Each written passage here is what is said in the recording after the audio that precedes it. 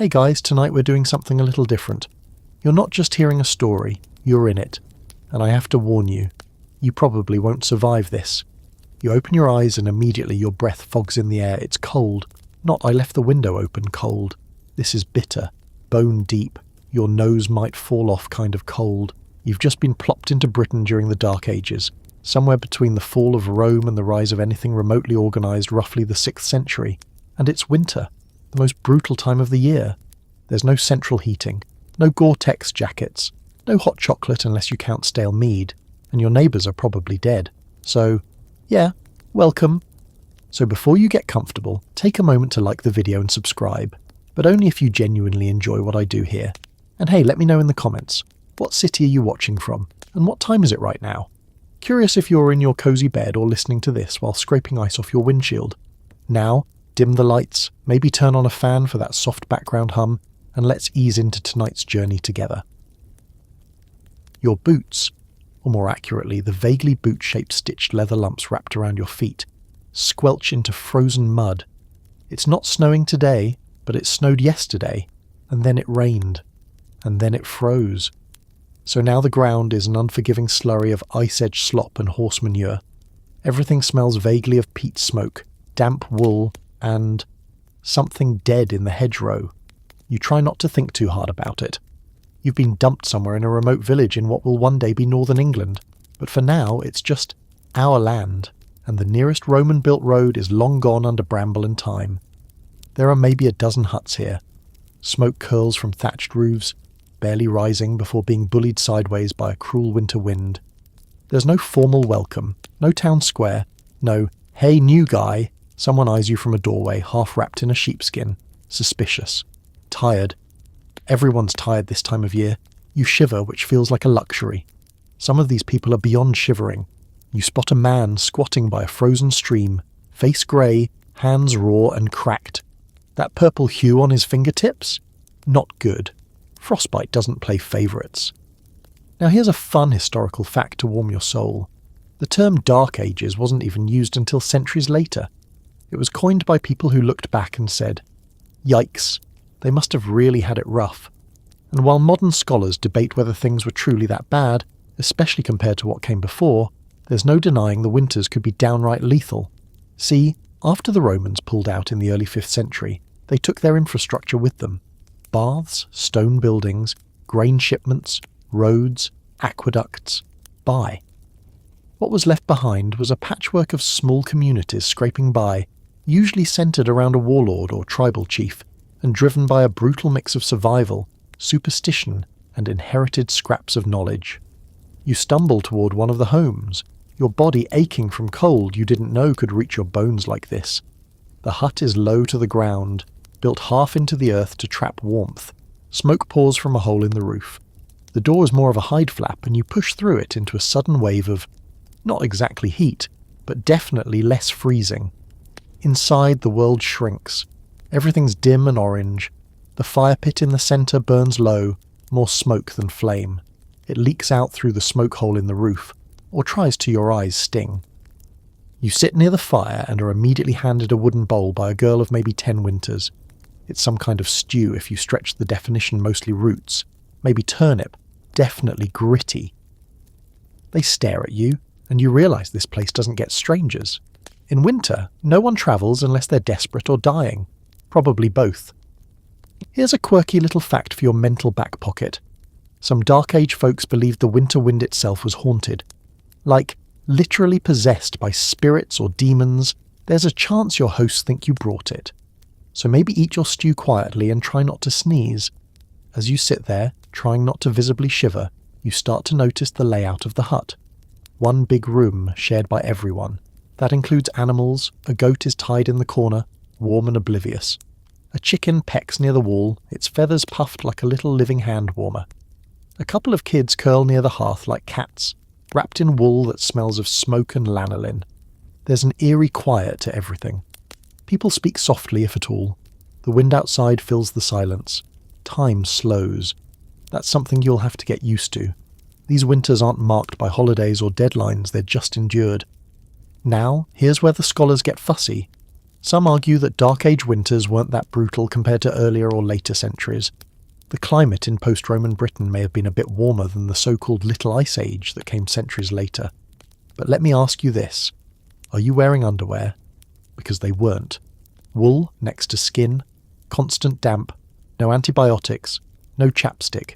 So whether the average temperature was 31 degrees Fahrenheit or 28 degrees Fahrenheit hardly matters when your boots leak and the wind is howling through your skull. Eventually someone tosses another peat brick onto the fire. It sizzles and steams. Not wood. They don't waste wood if they can help it. Trees are for building and for God's peat, though, that they'll burn. Slowly the warmth deepens. You're not safe, not even close. But for now, you're not alone, and that makes all the difference. You curl near the fire, eyes heavy. Outside, the wind hisses against the walls like it's searching for weakness. But the walls hold. For now. You wake to a rooster crowing. Or something that wants to be a rooster. Honestly, it sounds more like someone gargling gravel. Still, it's enough to jolt you into semi-consciousness. The fire has died to a faint orange glow and your back is cold. The hut breathes cold air like a sleeping beast. Inhale, exhale, through the slats and cracks and thin hide flap that does not, despite its best intentions, qualify as a door. A young boy stumbles over you in the darkness barefoot. You blink. Barefoot. In November.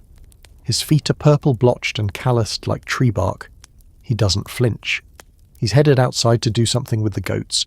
Maybe feed them. Maybe just stare at the frost forming on their noses. Survival isn't dramatic here. It's relentless. Quiet. Repetitive. You sit up, bones creaking, and now you're faced with your first real challenge of the day, staying alive. Shelter helps, but you're going to need more than warmth and watery stew. You need a proper roof, one that doesn't leak, doesn't rot, and doesn't collapse under snow that could fall any minute now. Welcome to the glamorous world of wattle-and-daub. You step outside with a woman who gestures for you to help her repair part of a nearby hut. She says something in a dialect that sounds like English. After it's been chewed up and spit out by a very tired Saxon, you nod like you understand. She hands you a bundle of sticks. This is wattle, thin branches, often hazel or willow, woven horizontally between upright stakes. It looks like someone tried to build a fence but gave up halfway through.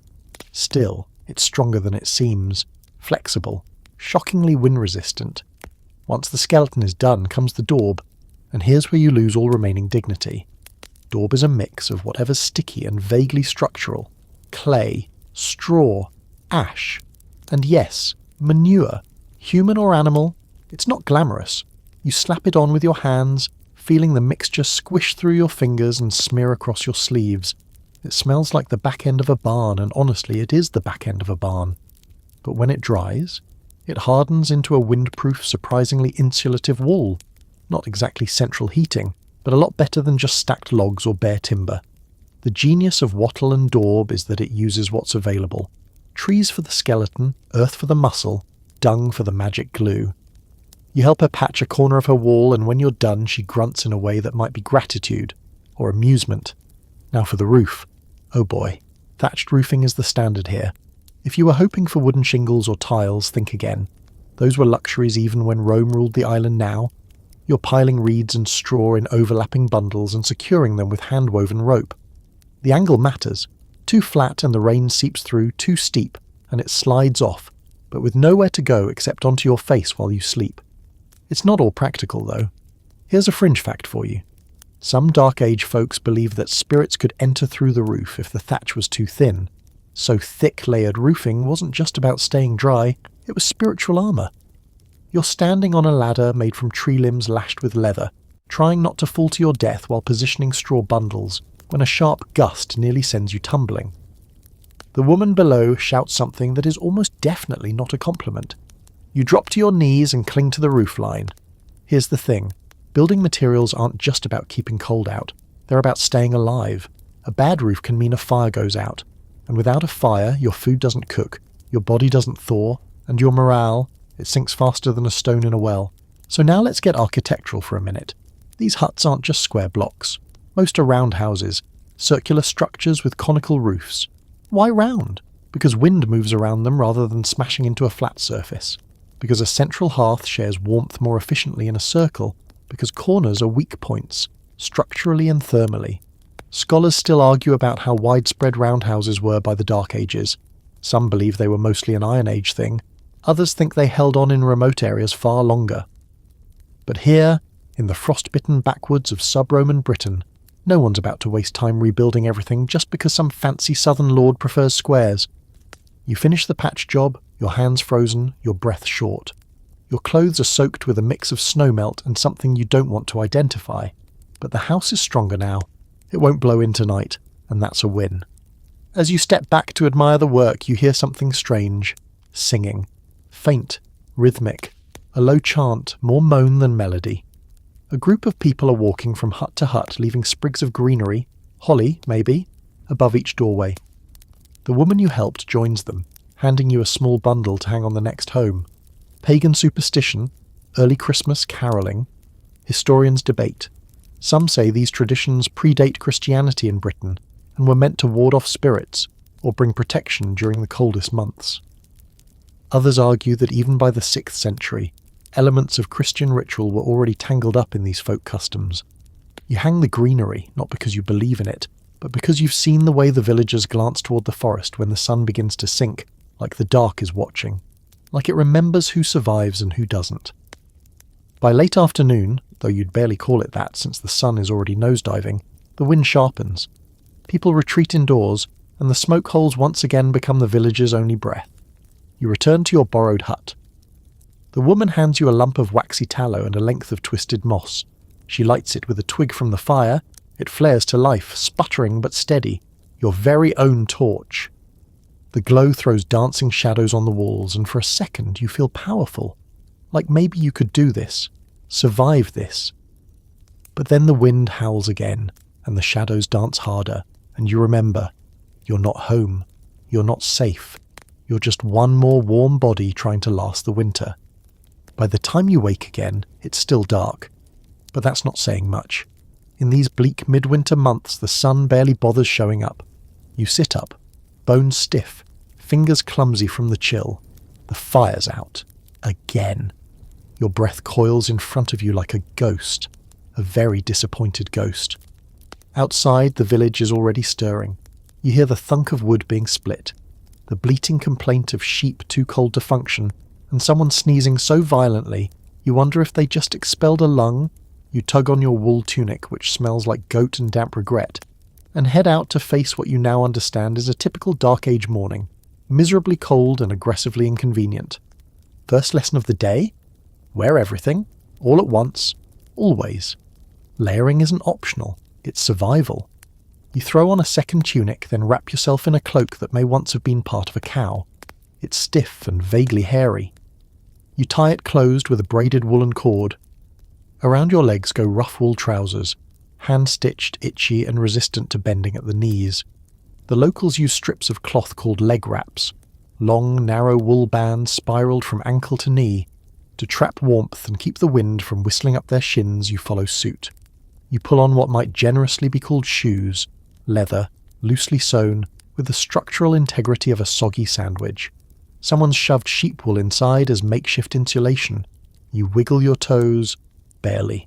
You're not even remotely comfortable, but you're not shivering quite as hard, so success. Let's talk materials. Wool is the MVP of Dark Age textiles. It's everywhere. It's versatile, it's warm even when wet, and it can be spun, woven, felted, and occasionally turned into something that doesn't scratch like a hedgehog. Sheep are everywhere too, not just for meat and milk, but for their precious fleeces. You pass a woman brushing a sheep with a crude wooden comb. The fleece will be spun into yarn, the yarn into cloth, and the cloth into your next attempt at not freezing to death. There's linen too, but good luck growing flax in the frozen ground. That's more of a spring luxury. In winter, it's wool, leather, and fur or bust. Now here's a quirky fringe fact to warm your historical heart. Some warriors wore bramble-lined cloaks. Yes, bramble, like thorny bushes. Not for warmth, but as a defense mechanism. The thorns faced outward to discourage being grabbed in close combat. Not super snugly, but possibly useful if someone tries to mug you on the way to the goat pen.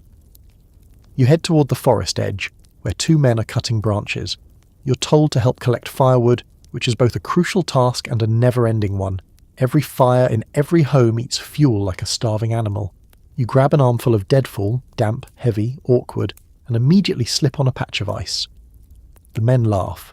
It's the closest thing you've seen to joy since arriving. Axes here are simple but effective.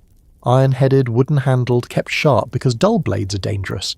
You take a turn splitting logs, your breath puffing with every swing. The effort warms you, but it's temporary. Sweat is your enemy. Once you're wet, the cold doubles down, so you pace yourself. Hard work, gentle pace. That's the rhythm of survival. Oh, and guess what? Wool underwear. It's a thing. Some lucky, or wealthy, souls had it. But for most, going commando in sub-zero wind. That's the Dark Age fashion show for you. Now let's pause for a scholarly debate because we love a good academic squabble while you freeze your hypothetical butt off. Some historians argue that early medieval Britons were surprisingly sophisticated in their clothing. They point to archaeological finds, finely woven textiles, dyed fabrics, even decorative brooches used to fasten cloaks. Others say those are the exception, not the rule. That most people lived and died in a single patched-up tunic, held together with spit and luck. The truth is probably somewhere in the middle. If you had status, you had options. If not, you wore whatever hadn't rotted off yet. You return to the village with an armload of wood, your shoulders ache, your cloak is dusted with frost. But when you dump the logs near the hearth and the fire crackles back to life, you feel a flicker of pride. Not joy exactly, but something close. You've contributed. You've earned warmth. Inside the hut, the family is layering up too. The older woman, probably the grandmother, wraps her feet in scraps of wool before pulling on leather slippers. The children huddle under a single fur, sipping from wooden cups of something steaming. Probably watered-down ale, since water that sits still too long tends to grow things cosy if you ignore the frost creeping down the inside of the walls. You help the mother mend a wool garment using a bone needle and a spindle of rough yarn. The cloth is thick but coarse. Every stitch is slow. Deliberate clothing isn't fashion. It's armour.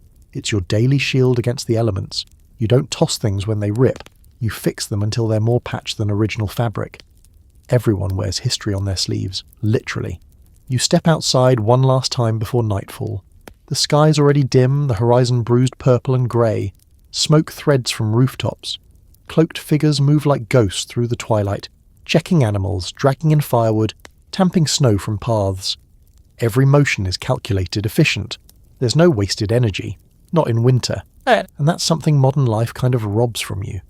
The visceral knowledge that warmth isn't a given, that it's earned, that a good cloak and dry feet can mean the difference between seeing spring and becoming part of the compost pile. You tug your cloak tighter, adjusting the knot at your shoulder. The wind slices through anyway, but you hold your ground. You're learning slowly. You won't be warm tonight, not really. But maybe, just maybe, you'll be warm enough. The fire cracks softly through the night. You don't sleep so much as hover in a state of semi-conscious misery, like your body's too cold to fully switch off but too tired to care. You roll toward the warmth, feet seeking out the stones that still hold some of yesterday's heat, buried in ash. Around you, people breathe slow and deep, bundled under wool and fur, with their backs turned to the outside world. In the early morning, the hut is damp. Everything is damp. The walls sweat. Your clothes cling. Even the air feels soggy. You're hit with that uniquely medieval aroma of smoke, unwashed bodies, and something vaguely meaty from last night's stew. It's not pleasant, but it's familiar now. Welcome to comfort, Dark Age edition. You crawl out from under the sleeping furs, dragging your cloak with you, and stand near the fire like a sun-starved lizard. The old man by the hearth pokes at embers with a charred stick. His face is lined, beard frost-dusted, eyes sharp. Without speaking, he tosses a fresh peat brick onto the embers. It hisses before flaring into orange light. Today's lesson: fire is everything. Not metaphorically, literally. It's heat, it's food, it's light, it's survival. No fire, and you're not making it past Thursday. The hearth is the heart of the home, almost sacred in how it defines life indoors. And it's not just a bonfire. It's a carefully maintained, constantly tended central fire pit, usually dug slightly into the earthen floor and ringed with stones. Smoke curls upward toward the hole in the roof, sometimes escaping, often not. That sting in your eyes. Permanent. But a smoky room is better than no fire. You squat next to the flame, rubbing your hands, and it starts to dawn on you. This little flicker is keeping the entire family alive. Historically, hearth fires were rarely extinguished. Ever. Letting one die out wasn't just annoying, it was dangerous. Restarting a fire wasn't a matter of striking a match. It involved flint, steel, dry tinder, and a prayer to whichever god had the patience for smoke and shivering. So instead, the fire was banked every night, covered with ash to keep the embers smouldering until morning. You watch the woman of the house carefully rake away the top layer of ash, revealing the dull red glow beneath. She blows gently. The coals respond with a breath of their own, flaring to life. She adds dry brush, then split kindling, then a chunk of what passes for firewood. Flame returns. You feel it crawl up your arms and across your cheeks. Life. Here's a fringe fact for you. Some early British communities believed fire was alive, a spirit or presence that needed to be respected. You didn't spit into the hearth. You didn't speak ill near it. And if someone died, the fire might be extinguished temporarily to honour the passing, or to prevent the soul from lingering too long in the warmth. The room gradually brightens, though the sun outside barely makes a dent through the cloudy sky and the soot-stained smoke hole. Light in winter is a luxury windows are non-existent. Maybe a tiny hole stuffed with oiled parchment or stretched animal bladder if you're fancy. But mostly it's the fire that lights your way, that warms your bones, that cooks your food and dries your socks. Speaking of food, breakfast is on, and it's porridge. Again. You sit cross-legged as a thick barley mash bubbles in a clay pot hung above the flames. No sugar, no fruit, no cinnamon drizzle. Just barley, water, a pinch of salt if you're lucky, and sometimes milk if the goat's still producing. You chew slowly, trying to ignore the grit. It's filling. Barely. But it's hot, and that counts for something. Midway through eating, someone shouts outside. It's a frantic tone, sharp and urgent. People scramble. You follow, bowl in hand, to find a small fire licking at the corner of a roof 2 huts down, a wayward spark, a wind gust. That's all it takes. Fire, your saviour indoors, is a monster when it escapes. Everyone moves fast, flinging buckets of water, wet cloaks, anything to smother the flames. You pitch in, stomping the fire with your sodden feet until the last ember dies. The roof is scorched, but it's still standing. Barely. A close call. This is the terrifying balance of winter living. Your greatest source of life can turn on you in seconds, and with no fire brigade, no insurance, no backup plan, 1 hut burning can mean 5 families freezing or starving. You help patch the damage with frozen hands, the adrenaline still fizzing. The whole village has gathered, children wide-eyed, elders muttering, someone crossing themselves even though you're not entirely sure what religion this place leans toward. Christianity is creeping across the land, sure, but so are the old gods. The winter gods, the hungry ones. Scholars argue over the exact spiritual landscape of Dark Age Britain. Was it mostly pagan, with sacred groves and sun festivals? Was it quietly Christian, with humble prayers and candlelit altars? Or was it a muddled mess of both? Hard to say. What you do know is that when the fire tried to take the hut, more than one person whispered something to the sky. The rest of the day is spent tending fires. Yours, your neighbours', the central cooking hearth for communal meals. Fire becomes your full-time job. You carry peat bricks. You split wood. You fan flames and watch coals like a hawk. At one point, the children hand you a charred stick and show you how to draw in the dirt. Simple symbols, maybe protective runes, maybe just bored doodles. You add your own mark, a rough spiral, borrowed from some forgotten memory of a book or show or tattoo. The kids nod like it means something important. Maybe it does. By nightfall, your cloak smells of smoke. Your skin is dry, your eyes red, but the fire's still burning. That's what matters. Inside the hut, the old man pokes the embers again. He gestures to you, points to the fire, makes a circle over it with his fingers. You recognise the motion, bank it, let it rest. You rake the ash over the coals, slow and careful. The heat dims but doesn't vanish. It will sleep tonight, just like you, just like everyone here.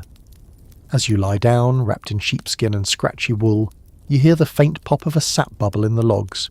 The fire exhales, and so do you. It's going to be cold, but the fire's alive, and for one more night so are you. The wind picks up sometime before dawn. You feel it through the roof, a low groaning vibration in the thatch above you, as if the whole sky is trying to pry open the hut and get at your fire. It's the kind of cold that doesn't knock. It barges in. You wake with a start, teeth chattering before your eyes even open. The fire is down to embers again. You move quickly now, faster than yesterday. You rake away the ash, blow gently, add twigs, flame. A fragile thread of light returns. You're learning. Maybe not thriving, but definitely not dying at the same speed as before. Someone hands you a bowl of cold porridge. It tastes like yesterday. You eat it anyway. Today's challenge? What you eat when the world stops growing. It's winter in early medieval Britain, and nothing is growing. The fields are frost-hardened and empty. No fruit, no green leaves, not even mushrooms. The animals are either hibernating or half dead. If you haven't already stored food, you're in trouble. You're basically living off whatever you buried in a pit 6 months ago and hoped didn't rot. Let's break it down. The typical Dark Age winter diet is a little something we'll call desperation cuisine. Root vegetables like turnips, parsnips and leeks. They're your VIPs, hardy, humble, and willing to sit in a damp pit for months without turning into goo. Cabbage too, though it has a tendency to sulk and rot if you're not careful. You join a group digging around in a half-frozen earth cellar, a shallow hole covered with wooden planks, straw and soil. Inside, baskets of shriveled vegetables, wrinkled apples, bundles of dried herbs. A small miracle, honestly. Most of it looks terrible, but it smells earthy, honest. Cold storage before refrigeration. Ingenious, if unappetizing. You haul some turnips back to the hearth and help prepare the evening stew. There's no meat today, and you're not sure there'll be any tomorrow. Protein's a problem in winter. Most livestock were slaughtered in late autumn. On purpose. Why? Because feeding animals through winter is wasteful. There's not enough pasture. Hay is limited, so you cull the herd, salt or smoke the meat, and hope you don't get bored of chewing on dried pork knuckle by February. Of course, that means you don't kill all the animals. You keep a few alive, maybe a goat for milk, a hen for eggs if she's still laying, which she probably isn't, and a pig or two if you're really lucky, but they're precious, like walking future meals. You don't eat them unless you're starving, you pet them, talk to them, bargain with them. This morning the goat bleats at you like it knows something you don't. You try to milk it. You fail. A child laughs. The goat headbutts your shin. You limp back to the hut and help with prep. The stew's base is the same as always, barley or oats, soaked and boiled. The vegetables are chopped with a flint knife, and the pot is slung over the fire using a blackened iron hook. You stir it slowly, the steam warming your face. Here's a historical fact to chew on. The Anglo-Saxons had over 20 different words for types of bread, depending on how it was baked, what grains were used, and who was eating it. The sad news. You're not eating any of those today. Flour is precious. Grain stores are guarded, and unless someone dies and leaves you their bread hoard, you're living stew to stew. In a brief moment of luxury, someone adds a few dried mushrooms to the pot. You don't ask where they came from. You don't care. They add flavour, actual flavour, to the brew salt too is a rare blessing. And butter? Ha, good joke. Not this time of year. You sip the finished stew carefully. It's hot, filling, bland. But you realise how essential warm food is in winter. Not just for calories, but for morale, for memory. It's the closest thing you have to comfort. You eat every drop, wipe the bowl with a crust of something that might be bread, and sit back with a faint feeling of satisfaction. Let's pause for a quick quirky tangent. Ever heard of bog butter? Archaeologists in Ireland and parts of Britain have found massive lumps of ancient butter, buried in peat bogs, like actual butter, still sort of preserved. Some believe it was food storage, others think it was an offering to spirits or deities of the land. Either way, people were thinking long-term about food, and apparently weren't afraid to stash dairy in a swamp. Back in your tiny winter kitchen, you help hang bunches of dried herbs from the ceiling beams. Sage, nettle, maybe something mint-adjacent. Herbs aren't just flavour here, they're medicine. The villagers add them to stews not just for taste, but to not die of whatever mystery disease is currently circulating. Which brings us to a scholarly debate. How bad was nutrition in the Dark Ages, really? Some argue it wasn't awful. The diet was surprisingly balanced. Grain, vegetables, occasional meat. Seasonal, but functional. Others argue it was a slow-motion nutritional disaster. Lack of vitamin C led to scurvy, dirty water led to chronic parasites, and the long winters caused cycles of malnutrition, especially among the poor. Evidence from skeletons supports both sides. Some show signs of good diet and health, others of stunted growth and bone disease. What you do know for sure is that you're already dreaming of something sweet. Honey, maybe, but that's rare and hoarded like gold. Sugar? Doesn't exist here, not yet. It's an exotic fantasy, waiting centuries away in distant trade routes. For now, the best you get is a dried apple and the ghost of a memory of sweetness. You step outside after the meal, breath fogging in the twilight. The wind is sharper now, like it's hunting something. You catch sight of a small bundle hanging from a beam near one of the huts. Strips of meat dried, preserved, probably smoked over the fire for days, then salted and wrapped in cloth. It's someone's emergency ration, or possibly bait for spirits. Hard to tell the difference these days. You've learned something important. The winter diet isn't about thriving, it's about not starving. Every meal is a calculation, every ingredient a gamble. Can you stretch the grain one more week? Can the goat last until spring? Will the stew tonight still taste like stew tomorrow? You curl up near the fire that night, belly fullish, hands warmish, and think, you've made it another day. And around here, that's cause for celebration. You wake to a strange smell. Not awful, not great, just weird. Smoky, sour, and a little meaty. You crack open one eye and spot a cluster of clay pots sitting near the hearth, their tops tied with animal gut or linen scraps. One of them bubbles slightly. That's where the smell's coming from. The old man notices your interest. He walks over, lifts one lid with a carved stick and gives a proud grunt. Inside, something unidentifiable, mushy and beige grey. The texture says, mushroom pudding, but your nose says, don't ask. Too late. Today's lesson, preservation. Because in a land where iceboxes don't exist and winters laugh in your face, keeping food from turning into rot soup is a skill worth celebrating. It's the only reason anyone's still alive. The family's already moving, retrieving wrapped bundles from rafters, poking at jars, sniffing things with grim determination. Winter isn't the time for pickiness. You eat what didn't spoil, and if it did spoil just a little, you close your eyes and pretend it's tangy. Let's start with the basics, salting. Salt is magic. If you've got it, you can keep meat good for months. Fish, pork, even goat. Rub enough salt into it, and you've got something vaguely edible come February. Of course, the trick is having salt. It's expensive, hard to transport, and in high demand. Villages near salt springs or coastal marshes have the upper hand everyone else. They scrape by. You help carry a clay pot to the fire and open it. Inside, slabs of salted meat, hard as brick and just as appetizing. It gets cut into thin slices and added to the morning porridge. The result is not great, but salty. And after weeks of bland root stew, your taste buds actually light up like tiny bonfires. Then there's smoking. One of the men beckons you outside toward a low, narrow hut that smells strongly of campfire and old socks. Inside, meat hangs from wooden racks. A pit of smouldering wood beneath it sends up clouds of smoke that cling to everything like gossip. This is the village's smokehouse, a humble little hut with the power to turn raw meat into something shelf-stable and vaguely tasty. You help fan the embers, the smoke seeping into your cloak and your lungs. You cough. The man laughs, probably a rite of passage. The secret is slow smoke, not fire, not heat, just endless hours, days even, of gentle exposure. The smoke dries the meat, repels insects, and infuses it with that classic, I didn't starve today flavour. Next up, fermentation.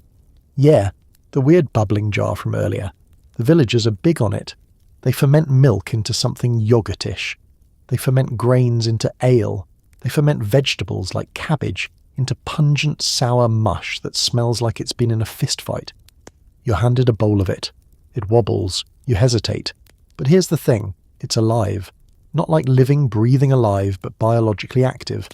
The fermentation process creates lactic acid, which preserves food and even makes it more digestible. Your gut bacteria, which is currently going through a very hard time, thanks you. So you take a bite, and it's sour, crunchy, cold. But it wakes up your taste buds. You take another. Here's your quirky fringe fact. In parts of early Britain, people may have buried jars of preserved food in bogs, just like the butter. Not just for storage, but possibly ritual purposes. Some items were placed near sacred springs or sites, maybe as offerings to deities, maybe just because the cold, anaerobic conditions made for excellent long-term refrigeration. Imagine hiding your lunch in a swamp and calling it divine. Honestly, respect. You get sent next to the storage hut, a low building with shelves, barrels and woven baskets covered in cloth. Inside, dried beans, peas and lentils, grains in clay pots, dried herbs hung like upside-down bouquets, dried apples shriveled and leathery. Everything smells dusty and vital. You run your hands over the sacks of oats and barley. These are the real treasures.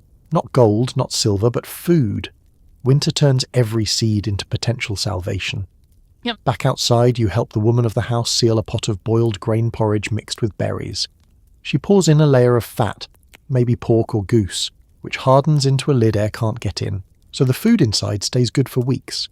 It's called potted meat or potted food, and it's basically medieval Tupperware. For all their lack of formal science, these people understand preservation with almost poetic precision. It's not about flavour, it's about hope. It's a long game in a short, brutal season. Later you help check the ale barrels. No one here drinks water if they can avoid it. Water is a gamble, streams freeze, wells are shallow, and filtration is a rumour from the future, so they brew ale. Weak, watery ale for hydration. Stronger stuff for celebration or numbing your frozen face after falling in a ditch. The fermentation process kills off bacteria and keeps the liquid safe. Ish. You're handed a wooden cup of cloudy, warmish ale. You drink. It's bitter, a little sour, but honestly it beats snow. As the sun begins its lazy descent, at, 2 p.m, you notice a figure emerging from the woods. A hunter. Fur-wrapped, bow over shoulder, dragging a freshly killed rabbit, small, lean, but precious. You help skin it, awkward and slow, while a boy sharpens bone needles for sewing the pelt into gloves. The meat will be cooked tonight, half-boiled into stew, half-salted and hung. The bones, cracked open for marrow, then repurposed into tools. Nothing is wasted, not a scrap. And here's a fun, scholarly debate to think about while you scoop fermented cabbage out of your teeth. Were these people innovative or just desperate? Some argue that their preservation techniques show serious ingenuity, adapting to local conditions, mastering food science through trial and error. Others say it was just necessity. Do it or die. Either way, it worked. You're here after all, chewing on a bit of smoked rabbit and wondering if bog butter is still a thing in 2025. That night, you help hang more bundles of herbs near the fire to dry. You check the storage pits. You turn the meat in the smokehouse. You bank the fire again. Then you curl up foolish and warmish and realise this is what winning looks like here. Not feasting, not celebrating.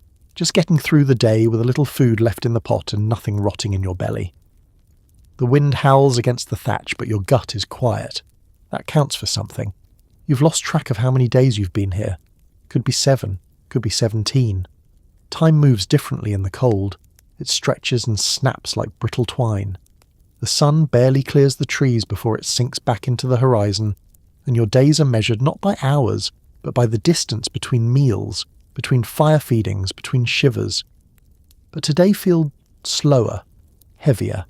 No urgent tasks, no wild dogs at the fence, no huts on fire. Just a kind of stillness, which, strangely enough, is today's topic. Winter sleep. No, not actual hibernation. You're not a bear. But in a way, everyone here is kind of hibernating, just in very uncomfortable wool clothing. You spend a good part of the morning not doing anything, not by choice. There's just not much to do. The crops are frozen, the animals are fed, the meat is salted, the fire is flickering steadily, and outside the wind groans like it's trying to guilt-trip you into going out and dying in a snowdrift. So instead, you sit. You watch the smoke swirl toward the rafters. You wrap and unwrap your cloak. You doze. You wake. You stare at a knot in the wood and wonder if it's watching you back. And this is normal. During the long Dark Age winters, daily activity slowed to a crawl. Not because people were lazy, but because the world itself ground down to bare essentials. Energy had to be rationed like food. You didn't burn calories hauling things that didn't absolutely need hauling. You didn't stay awake if there was no reason to. Sleep came early, often in stretches. Wake for a few hours, stoke the fire, maybe tend to a chore, then sleep again.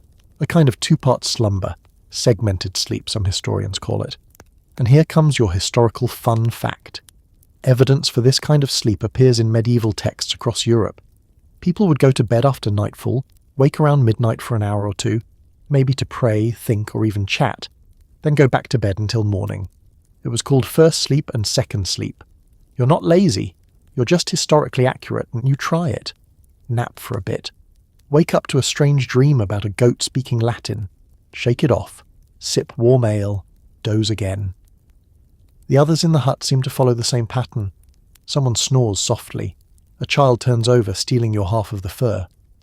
The old man shifts, coughs once, and mutters something in his sleep. Even the dog curled by the fire has given up and turned into a furry loaf. Later you find yourself outside, walking in a fog that feels like someone watered down a cloud and poured it over your head. The light is grey and directionless. You're not sure what time it is. Doesn't matter. You're headed toward the edge of the woods to gather kindling. But instead of walking quickly and efficiently, you slow down. You notice your breath, puffing little clouds. You notice the brittle grass under the frost, the trees creaking like bones. There's a hush to it all, like even the forest is too tired to bother today. And here's a quirky fact to keep your frozen brain entertained. Some Dark Age folks believed that during the darkest days, especially the weeks around the winter solstice, the sun was at its weakest and might not return unless properly coaxed. They'd light fires, offer prayers, sing songs, or simply wait in silence, hoping the wheel of the year would turn once more. Back in the village, you return with an armful of sticks and a new appreciation for how stillness can feel sacred. Inside, the air is thick with the smell of drying herbs and old smoke. A young girl sits near the fire, spinning wool. Her hands move with sleepy precision, fingers tugging and twisting. You sit beside her and watch. She doesn't speak, doesn't need to. The fire pops. The wind mumbles against the wall. Eventually someone breaks the silence. A story. Told by the grandmother. Her voice is gravelly and warm. You catch only fragments. Something about a giant who lives in the northern hills and steals children who sleep too deeply in winter. The kids listen wide-eyed. You do too, but mostly because her voice is the only thing moving in the room. This is a kind of ritual, you realise. The midwinter rhythm. Sleep, wake, eat, doze, listen, wait. Modern minds tend to hate this. We're trained to do, to achieve. But here, the achievement is endurance. If you're still alive by the end of February, you've won. And here's a scholarly debate to chew on while you fight off nap number 4. Were these long winters emotionally crushing, or did people adapt to them culturally? Some scholars argue that the months of inactivity and isolation led to depression, spiritual crises, and even mental health breakdowns, though obviously no one called it that. Others argue that these slow, restful winters were essential periods of recovery, physical and mental resets that let people survive harsh working seasons. Honestly, as you stretch your sore legs and adjust your scratchy tunic, you're leaning toward the second camp. There's something peaceful about the quiet. So long as you have food, warmth and fire, there's a rhythm to it all that feels, dare you say it, almost meditative. You go to bed early again. Of course you do. The sun has barely dipped, and already the fire is casting long shadows. Everyone curls up near the hearth like tired animals. You hear the old woman hum a soft tune, a lullaby or a hymn, you're not sure. It fades into silence. Tonight you drift off faster. The fire's heat curls around your toes. Your thoughts slow. You don't dream of home. You don't dream of warmth. You dream of darkness, stillness, and something very old breathing deep beneath the frost. Not threatening, just waiting. Winter isn't trying to kill you, not exactly. It just doesn't care if you make it. You wake up in the dark. Again. But this time, something feels different. The air is tense like a held breath. The fire still smoulders in the hearth, warm and orange and flickering low, but the rest of the hut is still. Too still. You roll over, brushing aside a corner of the fur and catch the sound, just barely, a distant cry. Then silence. Then softly, the sound of a door flap being pushed open and the wind hissing across packed snow. Outside someone's calling. Not shouting, just a sharp whisper, urgent and tense. You're up in seconds. Not because you know what's wrong, but because everyone else is already moving. Cloaks are thrown over shoulders. Someone grabs a spear. You follow the group out into the pre-dawn gloom. The cold outside bites. It's the kind of cold that doesn't care how many layers you're wearing. It slides into your bones and starts rearranging furniture. The wind is stiff and carries something metallic on it, like blood or frost or fear. You're not sure which. Today's lesson isn't about the weather, though. It's about community. And why going solo in the Dark Ages isn't just lonely. It's a death sentence. Oh no. The crowd leads you to the edge of the woods where a boy, maybe 12, stands shivering, holding a crude torch made of twisted birch bark. His face is pale. He was checking traps before sunrise and got turned around. He admits this with shame. Everyone's quiet. No one scolds him.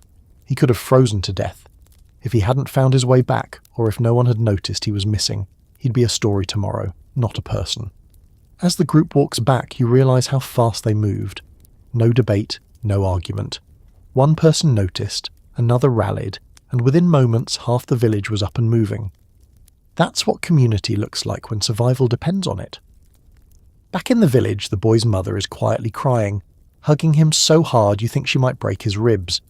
Someone else throws more wood on the fire. People slowly trickle back to their huts.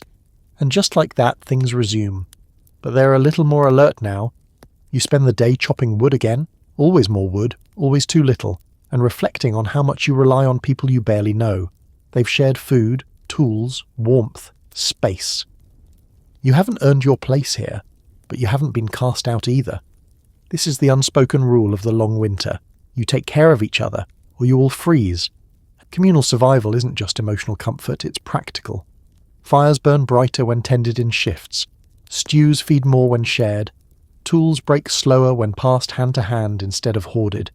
And danger, wolves, sickness, raiders, gets smaller when you're surrounded by people who'll shout a warning instead of lock the door.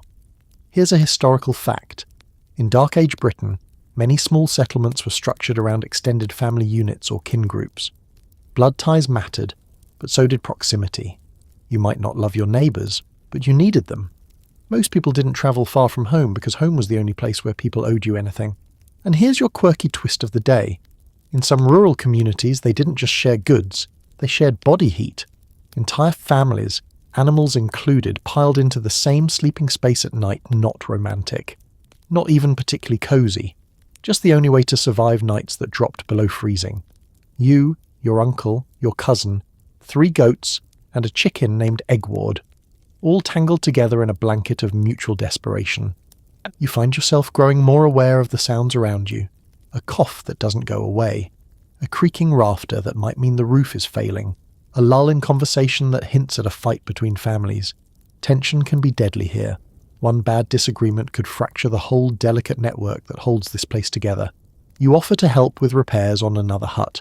No one says thank you, but they hand you a tool and make space for you in the work line. That's more than enough. Later, you sit with a group of people around the communal fire near the centre of the village. It's larger than the hearths in the homes, ringed with stones and protected by a low wall of turf and woven reeds to block the wind. It's where people gather to share tasks that take many hands, repairing nets, spinning yarn, making tools. No one's talking much, but they're all together. Someone passes you a warm flatbread. Another offers a carved wooden cup filled with something fermented and suspiciously spicy. You drink it. You don't regret it. Mostly. A young man pulls out a small flute, hand-carved from animal bone, and plays a slow, looping melody. Nothing fancy. A lullaby, maybe. Or just something to fill the air so the wind doesn't own the silence. It works. For a moment, the night feels gentler. Here's your scholarly debate for the night. Was early medieval Britain truly communal, or was it brutally tribal and hierarchical? Some historians argue that mutual survival bred egalitarianism, that in small communities everyone pitched in, regardless of status. Others point out that land ownership, warlord rule, and inherited titles still held sway, and those without protection or blood ties were often left to fend for themselves. The truth? Probably a messy mix. Hierarchy and community, lord and peasant, family and outsider. You? You're somewhere in the middle, a tolerated stray, maybe even a useful one now.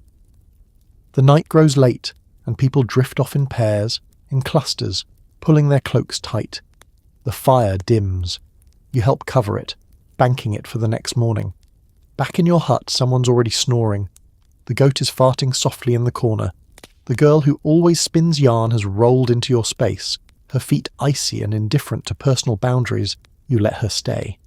Before sleep claims you, you look around and realise no one here is doing this alone. Not really. Not the sick, not the strong, not the grumpy old guy who yells at the chickens. Everyone is woven into the same brittle net, patching and repairing it one thread at a time. You pull the fur tighter over your shoulders, you listen to the breathing around you, and you think, maybe you're not just surviving the winter. Maybe, just maybe, you're becoming part of it. You don't want to open your eyes this morning. The air feels heavier somehow, like the cold has settled on your chest overnight and decided to stay for breakfast. Still, the faint smell of smoke and goat wafts into your nose, and your bladder makes a solid argument for moving. So, with a groan that would make the old man proud, you shove off the fur and crawl out into the bitter. It's colder than yesterday, that kind of cold that crackles. You can feel it in your nostrils as soon as you step outside, icy air slicing in like invisible needles. The skies are pale grey, featureless. The kind of sky that says, I'm thinking about snow, not yet, but soon. And this, right here, is where the line between survival and spirituality starts to blur. Because today, you get your first real dose of what people around here believe is keeping them alive. Not just wool and fire and salted turnips, but spirits, signs, and rituals older than the sagging roofs over their heads. It starts with a bundle of sticks tied with red thread, hanging from a doorway. You've passed it a dozen times. Today, you ask what it is. The woman smirks and says, keeps the frost wives away. You wait for a translation. There isn't one. Just a shrug and the unspoken rule of winter. Better to be safe than cursed. You've heard murmurs about these frost wives. Spirits, maybe. Demons. Witches. No one gives a clear answer, but every home has some charm against them. Bones tied with wool, bits of mirror, rows of salt poured along the threshold. There's a whole invisible layer to this village you're only just starting to see. Later, you're helping clean soot from a hearthstone when an old woman comes in with what looks like a bundle of herbs dipped in ashen fat. She waves it around the hut, muttering under her breath. The girl spinning yarn pauses and watches solemnly. You make eye contact. She whispers, so they don't hear us tonight. You don't ask who they are. You just keep scrubbing. Here's a historical fact for your spooky little soul. Early Britons, especially in the post-Roman pre-Christian blend of the Dark Ages, were deeply animistic. The land was alive, so were the trees, the water, the sky. The wind wasn't just weather, it was someone. And if you angered it, or ignored it, you might find your fire dead, your sheep missing, your toes blackening in your boots. These beliefs didn't vanish with Christianity either. In fact, many of the old rituals were absorbed, renamed, or repurposed. But out here, far from any cathedral, the old ways still hum beneath the surface. You notice that when snow starts to fall in the afternoon, just a dusting at first, people get quiet. It's not fear exactly, more like reverence. Like the world is shifting into a more serious version of itself. The snow isn't just cold, it's significant. One of the men tells you that the first snow that sticks to the roofs will determine the length of the season. If it melts before nightfall, winter's still young. If it stays, expect a long, cruel freeze. You ask where he heard that. He shrugs. Always been true. Can't argue with that kind of logic. You want a quirky fringe fact? Here you go. In some early British communities, snowstorms were believed to be battles between sky spirits. Thunder and wind were their weapons, and snow was the debris. If the storm ended suddenly, it meant one side had won. If it lingered, the war wasn't over. People would leave offerings, grain, cider, song, to whichever side they thought needed convincing. Later that evening, the snow does stick. A fine white crust settles over thatch roofs and animal pens. No one says it, but the mood changes. People huddle a little closer around the hearth. Doors are barred more carefully. The children stop asking questions and just listen. That night you're invited, quietly, to join a small gathering at the edge of the woods. Not everyone goes, just a handful of villagers. You're handed a candle made from animal tallow, twisted wick dipped and dried by hand. You follow them in silence through the trees to a small clearing you somehow never noticed before. In the centre, a standing stone, covered in moss and lichen. just tall enough to feel important. Around it, they place their candles and light them one by one. No words, just the soft flicker of firelight in the snow. You feel the hairs on your neck rise. Not in fear, well, okay, a little fear, but mostly something deeper, like you're standing on the crust of something ancient, something asleep, something that's watching. They stand there a while, some close their eyes. One woman hums under her breath, another whispers a name, you don't ask whose. Then, just as quietly, they snuff out the candles, gather their cloaks, and head back toward the village. No explanation, no discussion, just a shared understanding that something needed to be done. A recognition that the cold isn't just physical, it's spiritual. That surviving winter isn't only about meat and fire, it's about not being forgotten by whatever forces move through the trees after dark. Here's your scholarly debate of the night. How deeply rooted were these beliefs, really? Some academics say the post-Roman British were a tangled blend of Christian converts, pagan holdouts, and confused in-betweeners. Others argue that most people weren't deeply religious in any structured way. They were just deeply aware of how fragile life was, and willing to believe in anything that might tip the odds. Tonight, you believe a little too. You walk back through the falling snow with a quiet respect. Not because you've been converted, but because the world feels very big, and you feel very small, and anything that offers even the illusion of control in this frozen chaos is worth lighting a candle for. Back in the hut, the fire is blazing brighter than usual. A charm made from bird bones and dried holly hangs above the hearth now. No one mentions it. You just settle down into your pile of furs and let the warmth creep back into your toes. You fall asleep to the sound of snow piling on the roof, the sound of a world settling into silence. If the spirits are watching, you hope they're impressed. You're dreaming of howling. Not the wind this time. Actual howling. Low and long and close. Too close. When you jolt awake, it's still dark, but the dream hasn't ended. The howl is real. Sharp now. Echoing from somewhere near the edge of the woods. A second call answers, higher pitched and faster. Then another. You sit up slowly, hoping the sound was distant enough to not involve you. No such luck. A man's already throwing on his cloak and grabbing a spear. Another pulls a flaming brand from the hearth. Someone whispers something that sounds like a prayer or a warning. Welcome to your first close encounter with predators. Outside, the village is on alert. No one's panicking, but no one's taking their time either. Spears, fire, movement. It's all silent and focused. The kind of calm that says, we've done this before. You step out into the snow, which now covers everything in an uneven crust. Your boots sink just enough to freeze your ankles, and your breath is instantly visible. The sky is still pitch, though a faint silver crack along the horizon promises dawn. Then you hear it again, closer, a dry rustle, a snarl, then silence. The woods are watching, so are the villagers, and someone points. At first you see nothing, just snow, trees, and the occasional swirl of frost. Then, movement, a shadow, slipping between the trunks. It's big fast, too quiet. Wolves, Dark Age. Britain wasn't just cold, it was wild. Forests blanketed huge swaths of the land, and those forests weren't cute Instagram hiking spots. They were unpredictable, untamed, and full of things that considered humans a reasonable snack. And unlike modern wolves, the ones you're seeing now haven't grown up being studied by wildlife conservatories and fed frozen mice on a schedule. These are lean, hungry, and used to fighting for every bite. Historically speaking, wolves were a constant winter threat in rural Britain.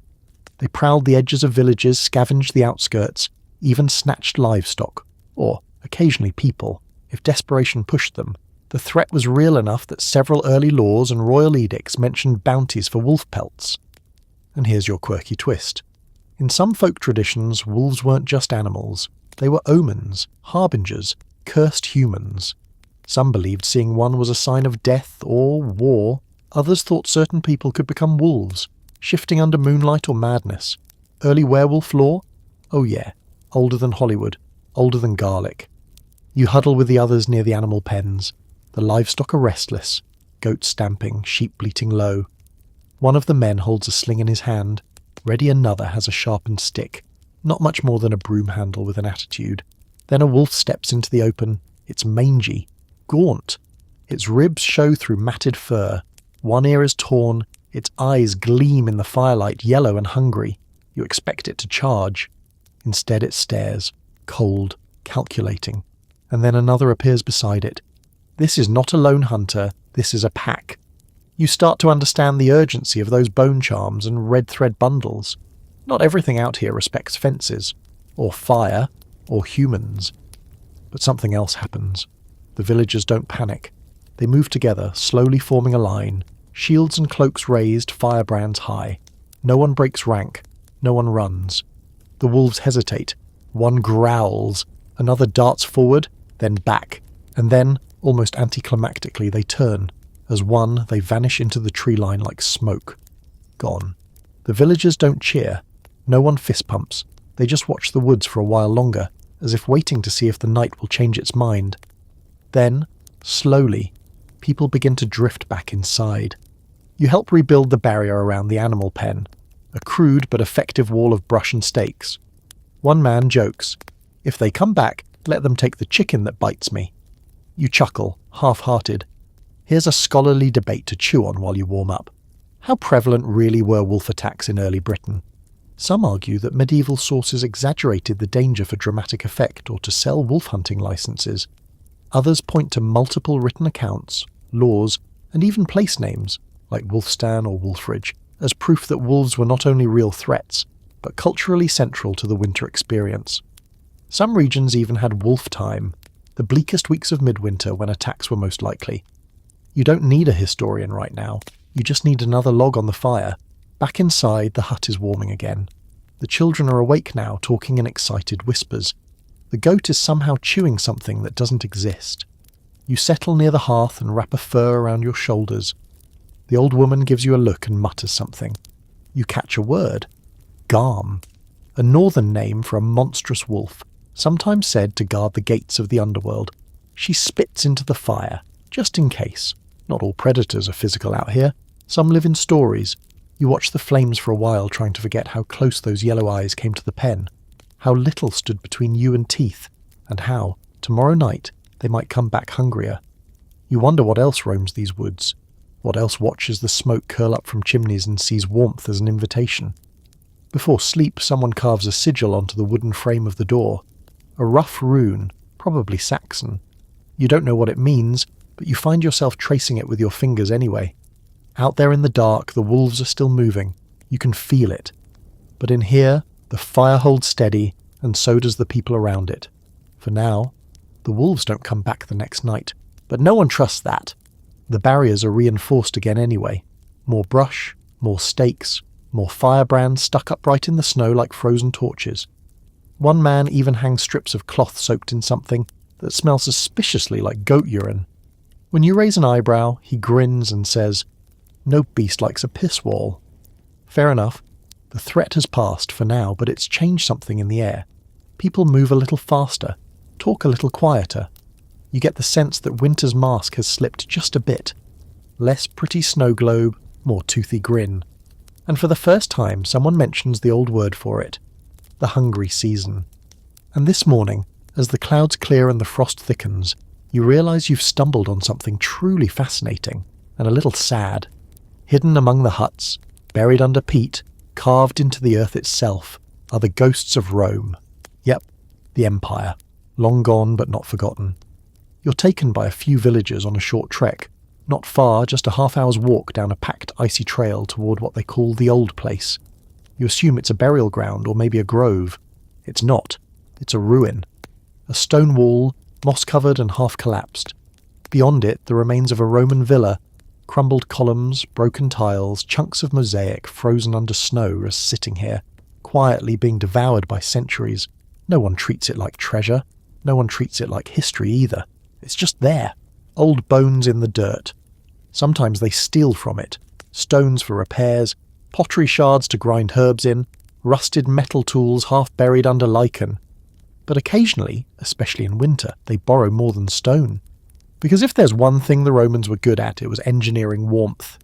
You step over a slab that used to be part of a bathhouse and feel a strange sense of déjà vu. In your time, you've probably taken 100 showers without thinking. But here, heat and water and stone together, that's luxury. That's black magic. You crouch next to what might have been a hippocaust. a Roman underfloor heating system. It's collapsed now, but you can see the layout. Stacks of bricks that once supported a floor, with space beneath for hot air to circulate heat rising from a central fire, pushed through flues and hollow tiles. You whistle, low, because even in ruins, it's genius. The villagers nod like, yeah, the old ones knew stuff. And then someone casually points to a building near the edge of the ruins that's still kinda standing. Low roof, repaired with newer timber. Inside, a repurposed stone hearth and stacked walls that don't quite match the rest of the village's aesthetic. And in the corner, a vent in the floor. They use it. Not like the Romans did, with slaves tending a furnace and marbled floors, but as a warmer hut during the worst freezes. The insulation's better. The stone holds heat longer. When the wind screams across the fields, a few families take shifts here, sleeping close, fire in the corner, keeping the frostbite at bay. You didn't expect to find Roman tech in your Dark Age survival story, did you? That's your historical fact of the day. Long after Rome pulled out of Britain in the early 5th century, their buildings, tools and ideas lingered. Some were forgotten. Some were feared. But many were scavenged, turned into churches, houses, farms, or just used for warmth. And here's a quirky little tidbit. Some communities believed Roman ruins were haunted, not by ghosts necessarily, but by the power of the empire itself. The buildings weren't just abandoned, they were watched. Some even left offerings at the walls, just in case the old gods or old engineers were still paying attention. You help haul some firewood into the Roman hut. The inside smells different, less smoke, more stone and damp, like the air itself remembers what it once was. There's an old carving on the wall, half eroded, maybe a soldier, maybe a merchant, definitely out of place here among sheepskins and antler tools. No one pays it much attention, but someone does mention a name, Vortigern. You blink, you know that one. A half-mythical warlord from the 5th century blamed by later chroniclers for inviting the Saxons into Britain. Some say he tried to hold the Roman legacy together. Others say he sold it for a bag of swords. Whatever the truth, he's one of many names that bridge the gap between empire and anarchy. You ask where they heard the name, an elder shrugs. He built roads, that's all, that's what's remembered. And that's your scholarly debate of the day. How much of Rome's infrastructure actually survived into the early medieval period? Some scholars argue that the collapse was fast and devastating.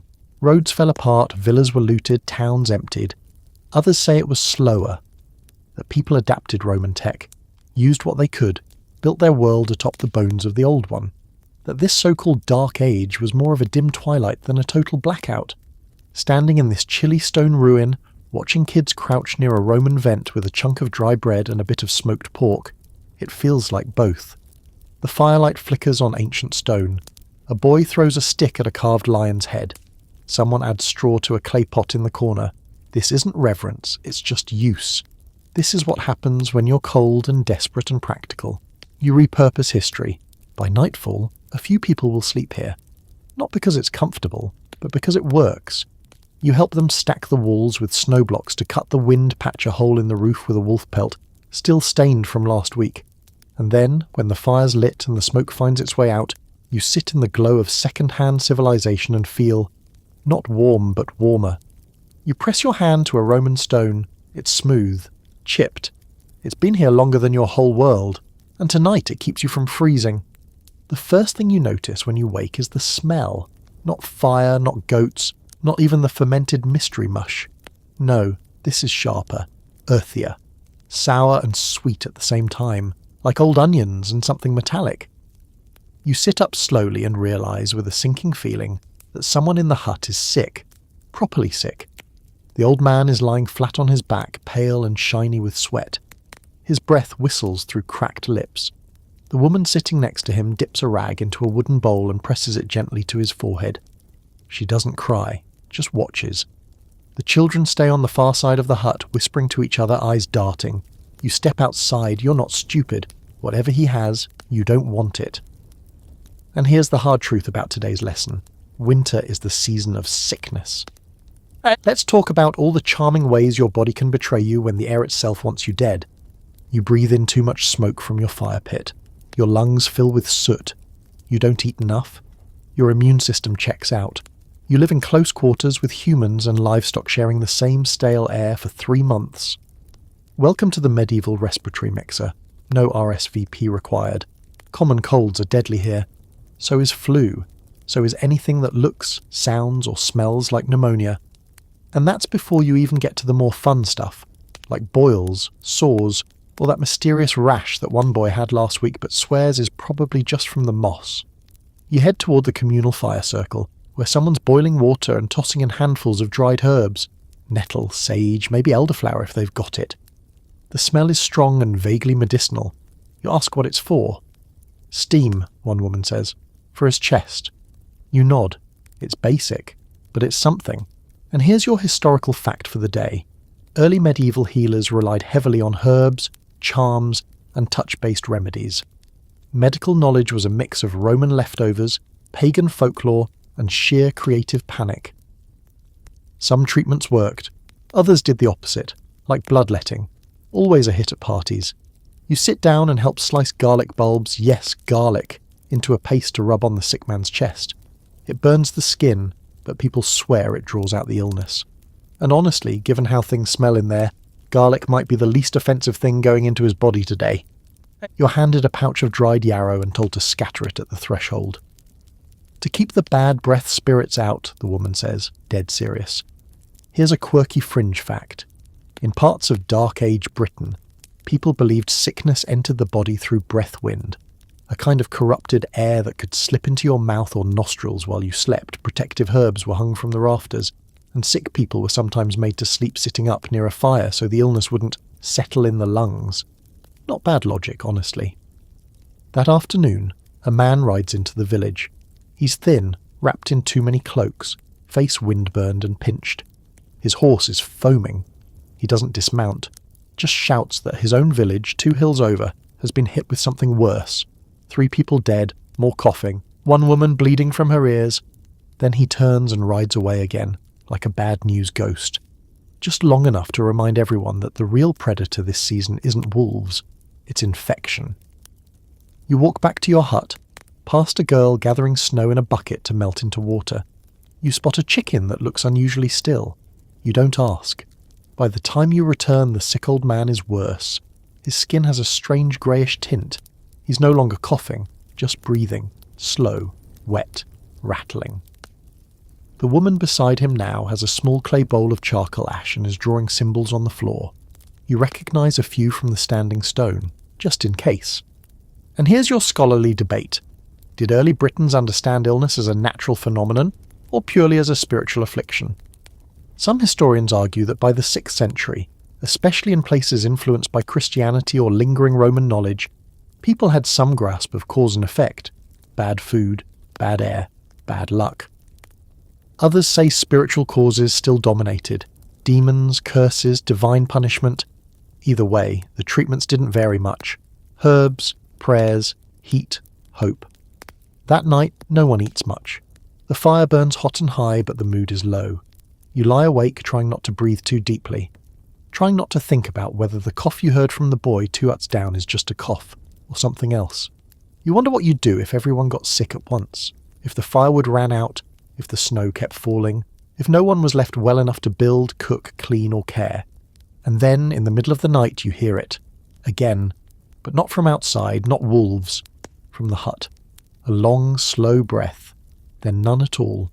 You don't need anyone to say it. You sit up in the darkness. Someone moves across the floor, placing a cloth over the old man's face. A low chant begins. Soft. Almost whispered. You can't tell if it's a prayer or just a lullaby meant to quiet the soul on its way out. The fire cracks, and just like that, he's gone. No screams, no sobbing. Just quiet. Tired. Resigned. Quiet. You watch the flames dance on the wall. You wonder what you're breathing, what's in your chest, whether you'll feel it first in your throat or behind your eyes. And still, you lie down. Because what else can you do? You sleep in short bursts, waking to coughs, creaks, the sound of shifting bodies. In the morning, the old man's body is gone, taken to the edge of the woods. You don't ask what was done. You don't want to know. But as the sun barely edges over the horizon, someone tosses a fresh handful of herbs into the fire. A boy hums under his breath. The pot of garlic broth simmers again. Life continues, because it has to. By now, you've made peace with a few things. Your clothes will never be clean, your fingers may never be warm again, and something in your digestive system is probably permanently offended by whatever that weird fermented cabbage stew was from 2 nights ago. But today you're reminded that winter isn't just about cold and sickness, and how many turnips you can make taste like something else. No, today, winter gets loud, because you wake to shouting. Bells, crude, cowbell-like things, are ringing from the centre of the village. You stumble out of the hut, still half asleep, cloak dragging behind you like a soggy cape, and you see them. Ships. Long, narrow, fast-looking silhouettes just offshore. You blink once, twice. Yeah, still there. Not a hallucination. Someone yells, "Danes!" Another screams something about hiding the children, and suddenly your sleepy little community is in full Viking raid mode. Yep. You've hit the point in your Dark Age survival story where your suffering becomes someone else's opportunity. Welcome to how to prepare for death by axe when your hands are already full with frostbite. Here's your historical fact for the day. Viking raids began as early as the late 8th century, and by the time you're in, say, the 9th or 10th, they're a seasonal nightmare. Coastal and riverside communities were especially vulnerable. And guess what? Britain has a lot of both. Winter raids weren't the norm. Vikings preferred summer travel, but early or late, snowmelt could make winter attacks possible. Especially when the locals were weakened, scattered, and up to their knees in slush. Like right now, you watch as people spring into action. Someone drags a half-frozen barrel in front of their doorway. Another is burying small valuables, jewellery, carved bone tools, even dried herbs. Beneath the floor of their hut, children are herded into the woods with a few armed escorts. The old woman from your hut kisses the lintel and whispers something you don't catch before disappearing inside. And then someone throws a spear into your hands. It's wooden, fire-hardened at the tip. Primitive, but yours now. You grip it awkwardly, heart hammering, and follow the group toward the edge of the village. You can't see the raiders yet, but the shouting continues. Panic, fast and sharp, cuts through the cold like fire through dry wool. One man, probably the closest thing this place has to a leader, orders you to help with the barricade. You join a dozen others stacking logs, brush, snow, whatever you can find, into a wall. It's not going to stop a determined force, but it might buy time. And this isn't your quirky fact, but it might as well be. Most villages had no trained militia. Defences were improvised. Most fighting-age men were farmers-hunters. Maybe they'd seen combat before, maybe not. When a raid hit, everyone fought, or everyone ran. Someone starts singing, loudly. It's not joyful, it's rhythmic, heavy, probably meant to stir courage or distract from the sound of boots crunching snow not far off. You join in because not singing feels worse. And then, from between the trees they appear. 6 men. 7. More in the back. Tall, cloaked. One carries a round shield painted with red spirals. Another wears a helmet with a nose guard, gleaming despite the overcast sky. No horns. Sorry to ruin your mental image. Axes, swords. One has a bow strung across his back. They stop just short of your barricade and look over the lot of you like someone inspecting a livestock pen. No one moves, no one breathes. Then, the one with the nose guard steps forward. He speaks in a tongue you don't fully understand, but it's not friendly. His hand rests casually on the hilt of his axe, like he's ordering a pint at the tavern. The man next to you mutters, "They're asking for silver." You check your pockets. You have a twig and some dried goat hair. Not helpful. Now for your quirky fact of the day. Many raids weren't about destruction. They were about negotiation. Viking raiders didn't always want to burn a village down. Sometimes they just wanted to scare the life out of you. Take whatever they could carry and move on. Efficient terror. If you resisted, well, then they made an example. You glance around. Some of the villagers are holding axes or knives, but no one looks eager to use them. The children are gone, the food mostly hidden. There's not much here to take. You wonder if that'll help or hurt. A quiet standoff follows. The villagers say nothing. The raiders don't move. Then the leader nods. One of the villagers, an older man with a crooked leg, steps forward and throws something into the snow between the two groups. A pouch. It lands with a soft thud. The raiders wait.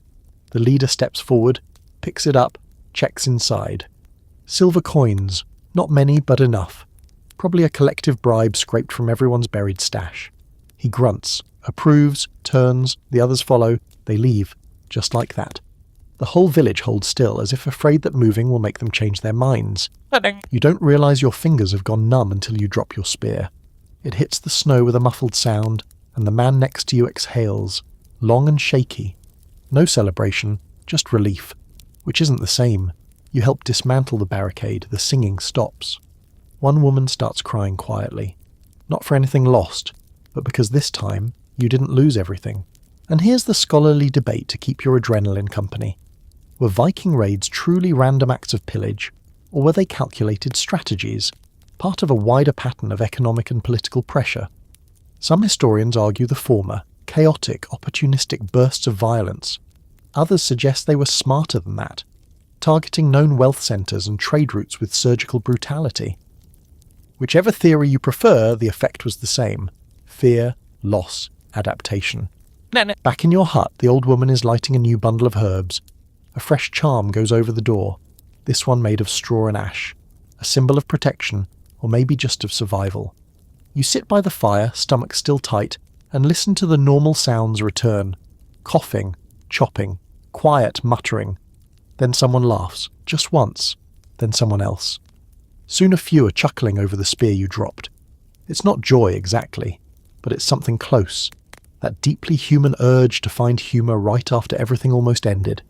You smile too, not because it was funny, but because for tonight at least you still get to smile. It's amazing what the body will get used to.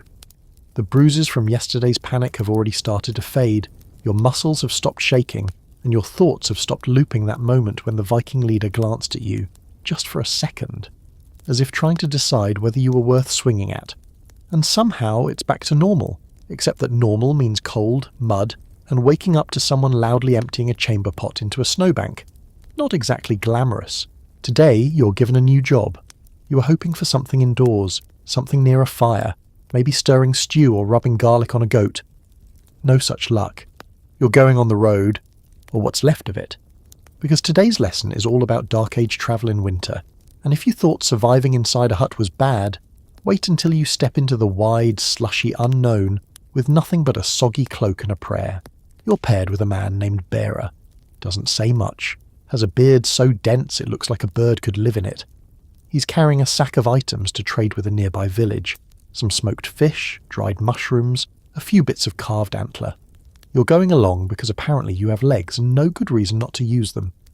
He hands you a walking stick and a crust of bread so stale it could be classified as a weapon. You ask how far the other village is. "Half a day, and less ice," he says, and walks off. You follow. Now let's paint this lovely little picture for you. The road is not a road. It's a winding mud track half buried under crusty snow and rutted with frozen footprints and animal dung. Your boots leak. Your knees ache. Your soul, quite frankly, is already halfway back at the hearth. And that's before you hit the stream. Frozen on the surface, but only just. You're instructed to test the ice with your stick. You poke, it cracks. You take a different route. Welcome to Winter Navigation 101. Always assume the ground wants to kill you. Here's your historical fact. The famed Roman roads built across Britain were, by this point, mostly in ruins. Some remained passable. Others were overgrown, broken, or scavenged for stone. Rural Britons relied on older tracks, seasonal paths, and sheer memory. Signage? Maps? Try not to get lost. You trudge on, passing gnarled trees that look like they're glaring at you. The forest here is heavier than near the village, thicker. You notice that Bearer occasionally spits into the snow and mutters under his breath. You ask what he's doing. "Marking the path," he says, "and for luck." You decide to copy him just in case. Then comes a hill, muddy and slick with barely their switchbacks. You slip twice. Once you land directly in a puddle that laughs in ancient Celtic Bearer doesn't help, just says, "Worse going down." And he's right. The descent is worse. Ice hides under the snow like a prankster, and every step feels like a dare. By the time you reach the base, your thighs are shaking and your pride is permanently damaged. But you don't die. So hey, progress. Here's your quirky fringe fact for the day. In some regions, travellers carried charms or talismans specifically for the road. Not just to ward off spirits, but to protect against getting lost, injured, or attacked by animals. These might be carved stones, bones wrapped in thread, or even teeth. Wolf, boar, human, you name it. Bera has one around his neck. A chunk of something brownish and sharp, you ask. He says, "Fox tooth. Never get lost while it's on." You don't argue. You pass a weathered wooden marker at a fork in the trail. It's not a sign exactly, just a carved symbol. You don't recognize it, but Bera adjusts course without hesitation. He's done this before. It's midday now, though you'd never guess it from the sky. Thick clouds turn the sun into a smudge. Still, you spot smoke on the horizon. The other village. If you were expecting a bustling town with shops and friendly traders, that's adorable. This place is smaller than your own. Maybe 7 huts, all squatting together like cold animals. The people here are lean, quiet, and not thrilled to see strangers. But trade happens. Fish for cloth. Mushrooms for a salve that smells like pine tar and regret. Bera speaks their dialect, which is similar to your village's but with a different rhythm, more clipped. They glance at you, murmur something, probably about your posture, or your general aura of not from here. Still, no one throws a rock, so you call it a win. And here's your scholarly debate for the road. How much travel actually happened during these brutal winter months? Some say almost none. Too dangerous, too cold, too pointless. Others point to evidence of regional trade, messenger routes, and even religious pilgrimages that continued through the winter, especially for communities that depended on seasonal goods or distant connections. Some even suggest that winter travel was strategic. Harder, yes, but also less likely to attract bandits. You're thinking about all this on the return trip, which is, surprise, worse. The temperature's dropped. Your wet boots have frozen into foot-shaped ice prisons. The wind picks up and hits your face like sandpaper. You can no longer feel your ears. You try to talk, but your lips don't seem interested. Bera trudges on like a man immune to frostbite and joy. You fall once more, this time into a bush that may or may not be poison. At this point, you don't care. You're halfway through cursing the concept of walking all together when you spot something. Prints. Not yours, not Bera's. Animal. Big. Boar, he says. Fresh. Then he draws his belt knife and looks way too calm about it. You speed up. There's no ambush, thankfully. But the tension sticks with you the whole way back, like frost on your bones.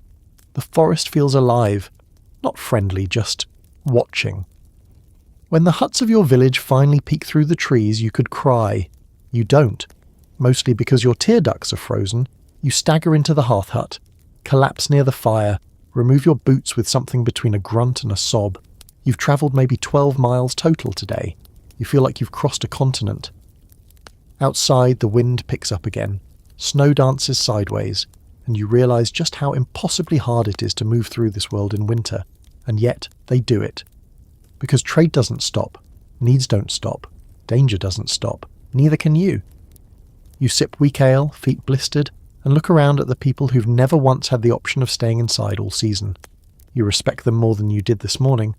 But if Bera invites you on another trip tomorrow, you're going to hide under the goat.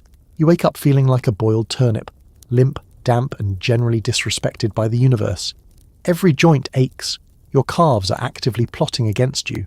Your boots sit by the hearth like twin murderers. Bera walks past you smirking. Good walk, he says. You wish him an especially icy patch and a goat bite to the ankle. But today, thank the spirits, you're not going anywhere. You're not even expected to stand. Today, you're going to experience one of the few pleasures this frozen world has to offer. Winter drinking.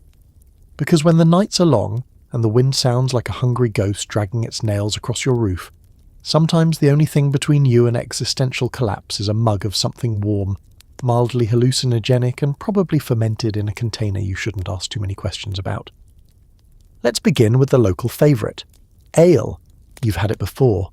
You drank some after the wolf scare. You had more when the Vikings showed up and didn't kill you. But today you're going to learn how it's made. And I promise, it's not pretty. You're ushered into a side hut. The brew house.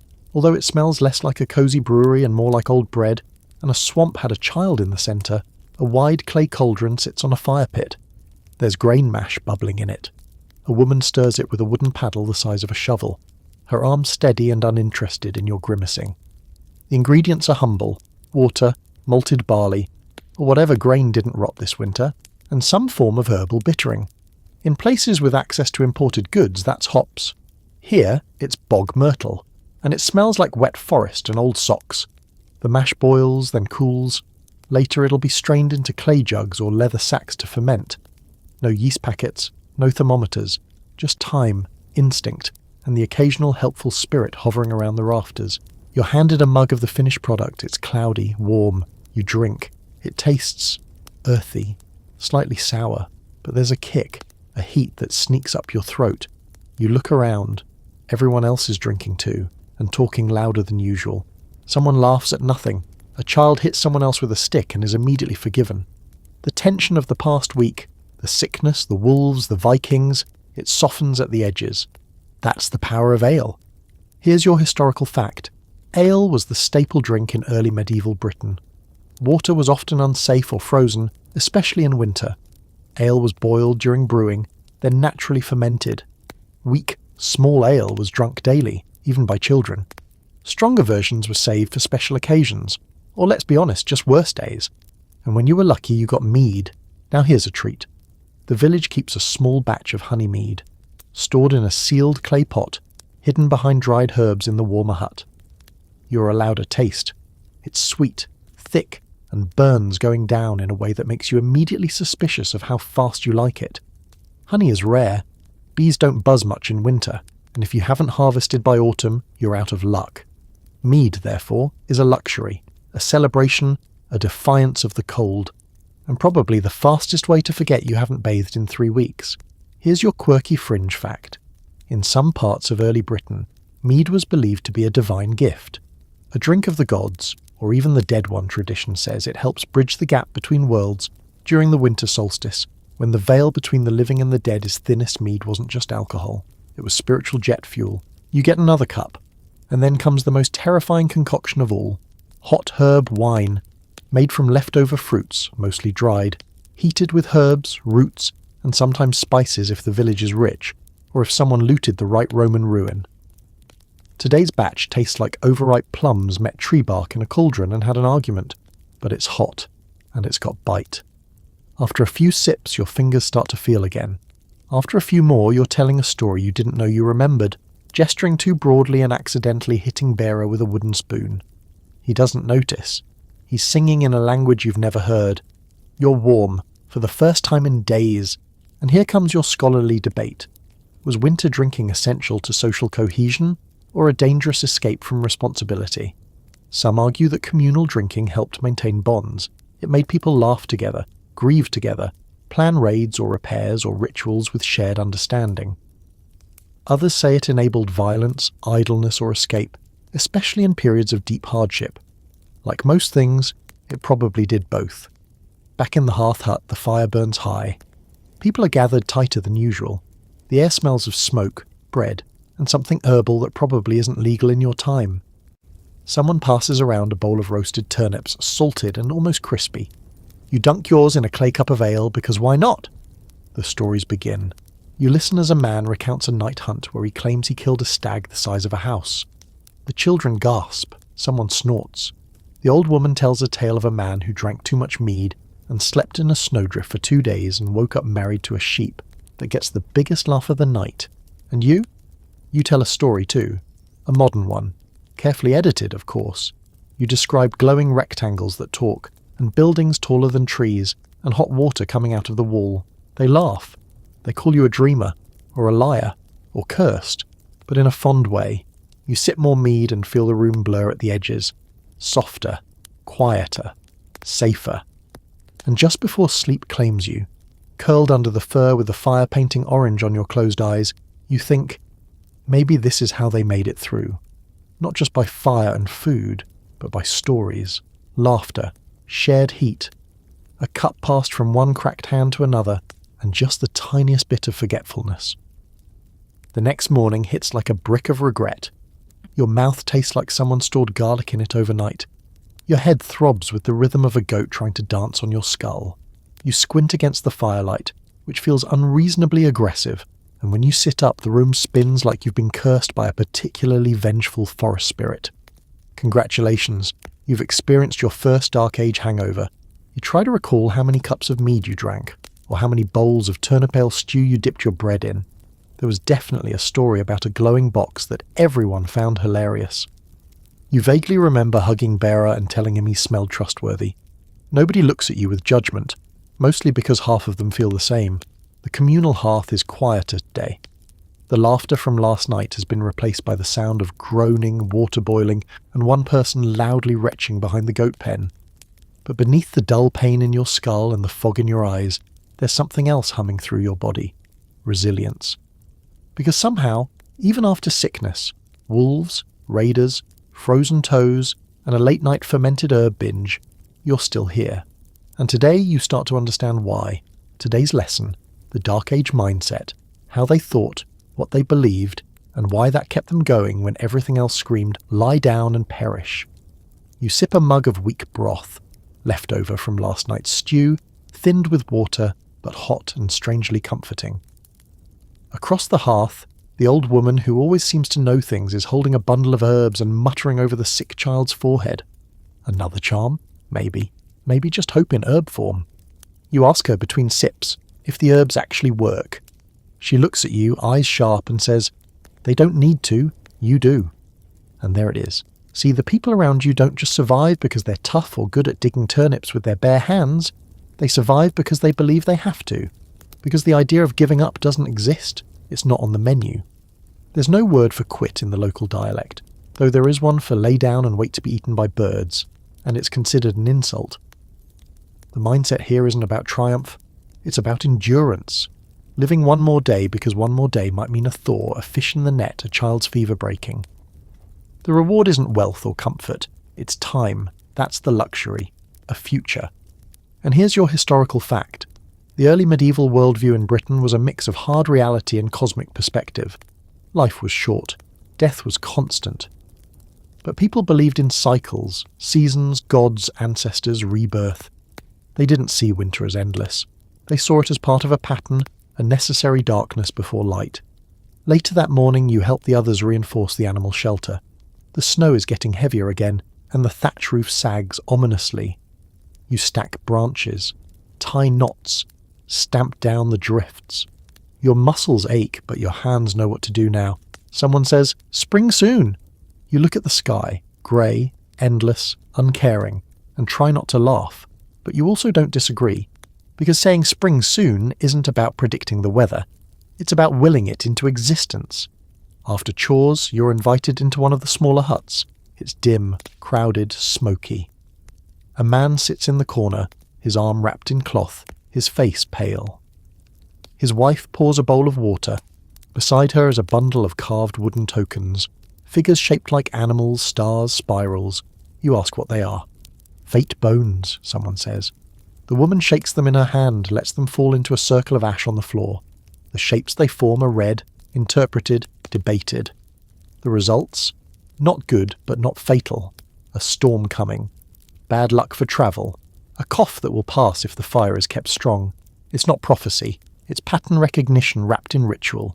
It gives shape to chaos. And here's your quirky fringe fact. In some parts of early Britain, especially in the Celtic north and west, people believed in the weight of names and dreams. What you were called mattered. What you saw in sleep could mean something. And often visions in winter were considered more powerful, because the dark made the spirit world easier to reach.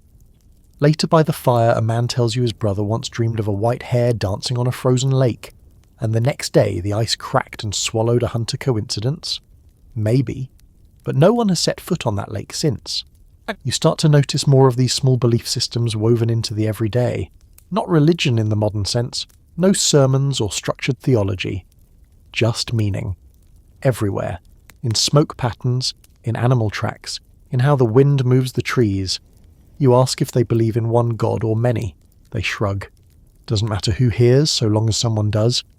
You think about that as you tend the fire later, alone for once, just feeding it slowly, listening to the pop and crackle. These people don't have much, but what they do have is belief. In something. In anything. In the idea that their suffering is part of a story, that winter is a character, not a punishment. And that's the real trick, isn't it? You can survive cold, hunger, illness, fear. But to survive all of them without losing your mind, you need meaning. even if that meaning comes from a rabbit-shaped bone tossed in ash. Here's your scholarly debate. Was this belief system structured or spontaneous?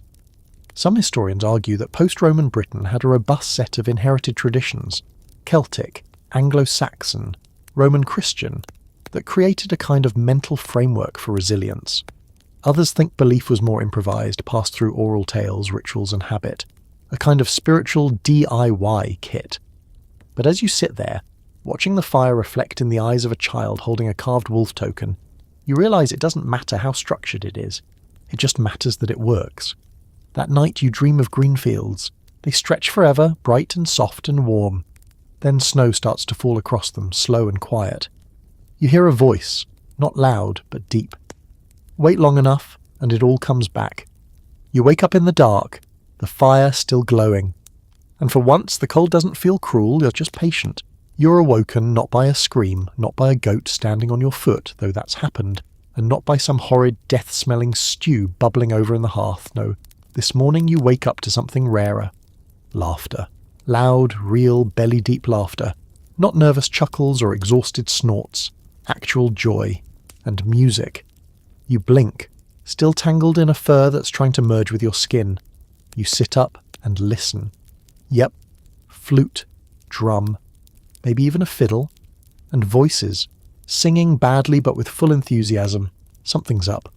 You stumble outside into the fresh morning air, which, okay, is still bitter and face-stabbing, but the skies are brighter grey today. Almost silvery. Not quite cheerful, but less like the opening act of an apocalypse. And then you see it. Smoke rising from nearly every chimney. People bustling from hut to hut. The butcher sharpening a blade with way too much cheer. A pig carcass hanging from a frame. And perhaps most shocking of all, colours. Red ribbons, green branches, garlands of dried berries and herbs. Today, my friend, is feast day. Specifically a midwinter celebration. Not quite Yule, not quite Saturnalia, and definitely not Christmas. Not yet, not really, but something ancient and bright stitched together from all of them. Welcome to the winter feast and the crowning of the midwinter king. You're handed a wooden mug of something hot and boozy before you've even finished putting your boots on. Your mouth is too frozen to say thank you, but the mug understands. And here's your historical fact for the day. Feasts in winter weren't just about indulgence. They were strategic. A massive slaughter usually happened before the coldest months. Why? Because it was better to kill and preserve animals than to try feeding them through snow and frost. Meat had to be eaten before it spoiled, even when smoked or salted. So, party time. You wander toward the communal circle where a massive fire is roaring. Someone tosses on a log the size of a child. Sparks fly. People cheer. The old woman from your hut is wearing a headpiece made of twigs and dried holly, muttering prayers into the flames.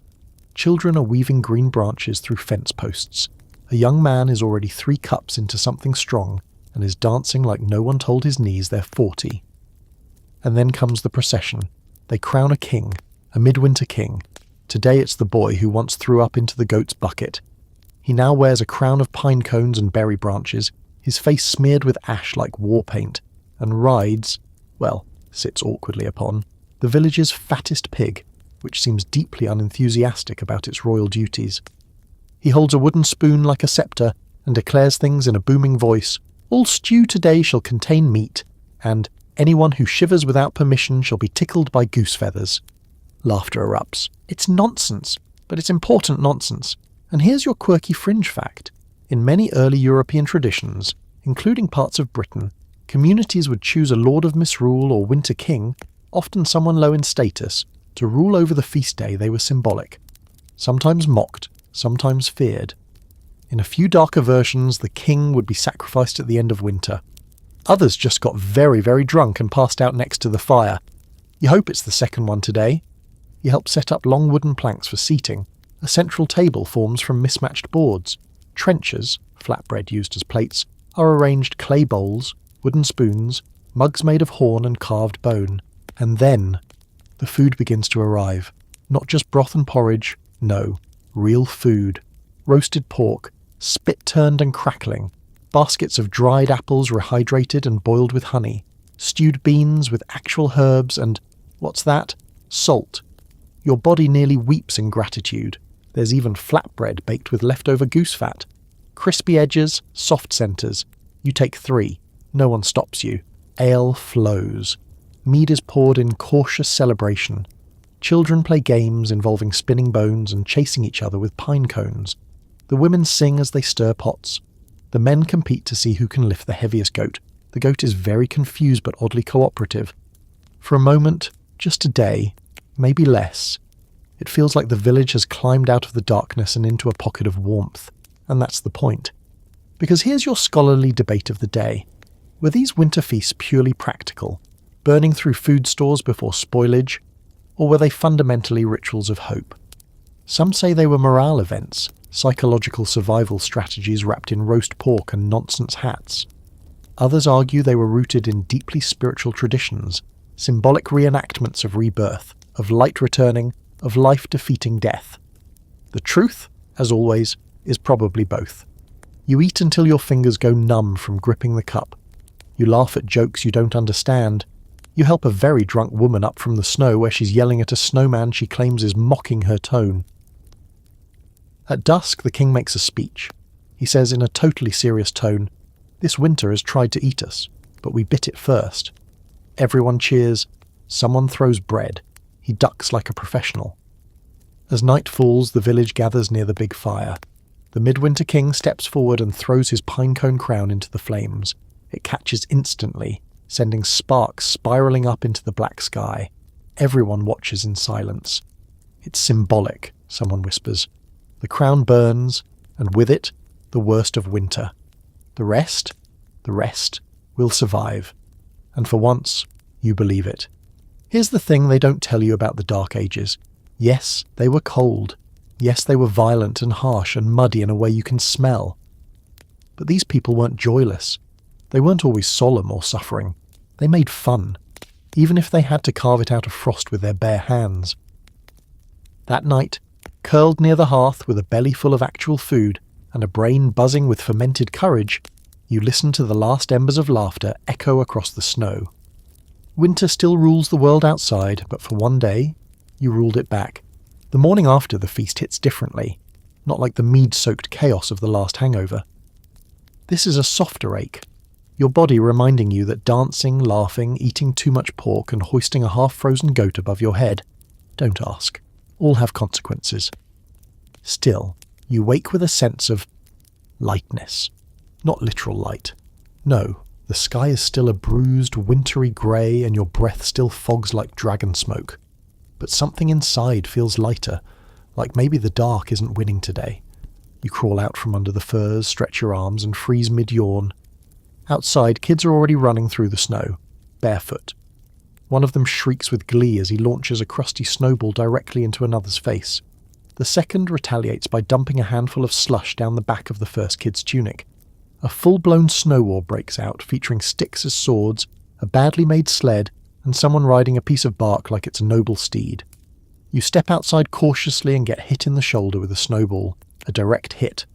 The offending child grins. You now have a mortal enemy under the age of 8. Welcome to today's lesson. How children survived and thrived through brutal Dark Age winters. Because while you've been agonizing over firewood, soup recipes, and whether you were about to die of exposure, these kids have been turning frost into their personal playground.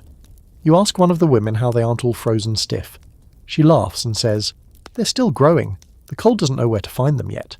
Charming, also terrifyingly true. Here's your historical fact. Childhood in early medieval Britain wasn't a protected, innocent stage of life. It was a training ground.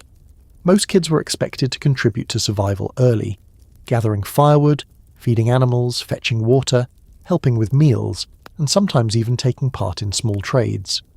They learned by doing, often through observation and play education, when it existed, came from stories, apprenticeships, and daily repetition. But before the hard labour started in full, there was still time, especially in winter, for play. In fact, it may have been one of the only times when kids weren't being actively trained for adulthood, because the fields were dead and the chores were slower. You watch a group of them build what is either a snow fort or an elaborate goat trap. One girl sharpens icicles like tiny spears. Another boy wears a fur hat too big for his head and calls himself Frost King of the North. He demands taxes, someone pays him with a frozen beet.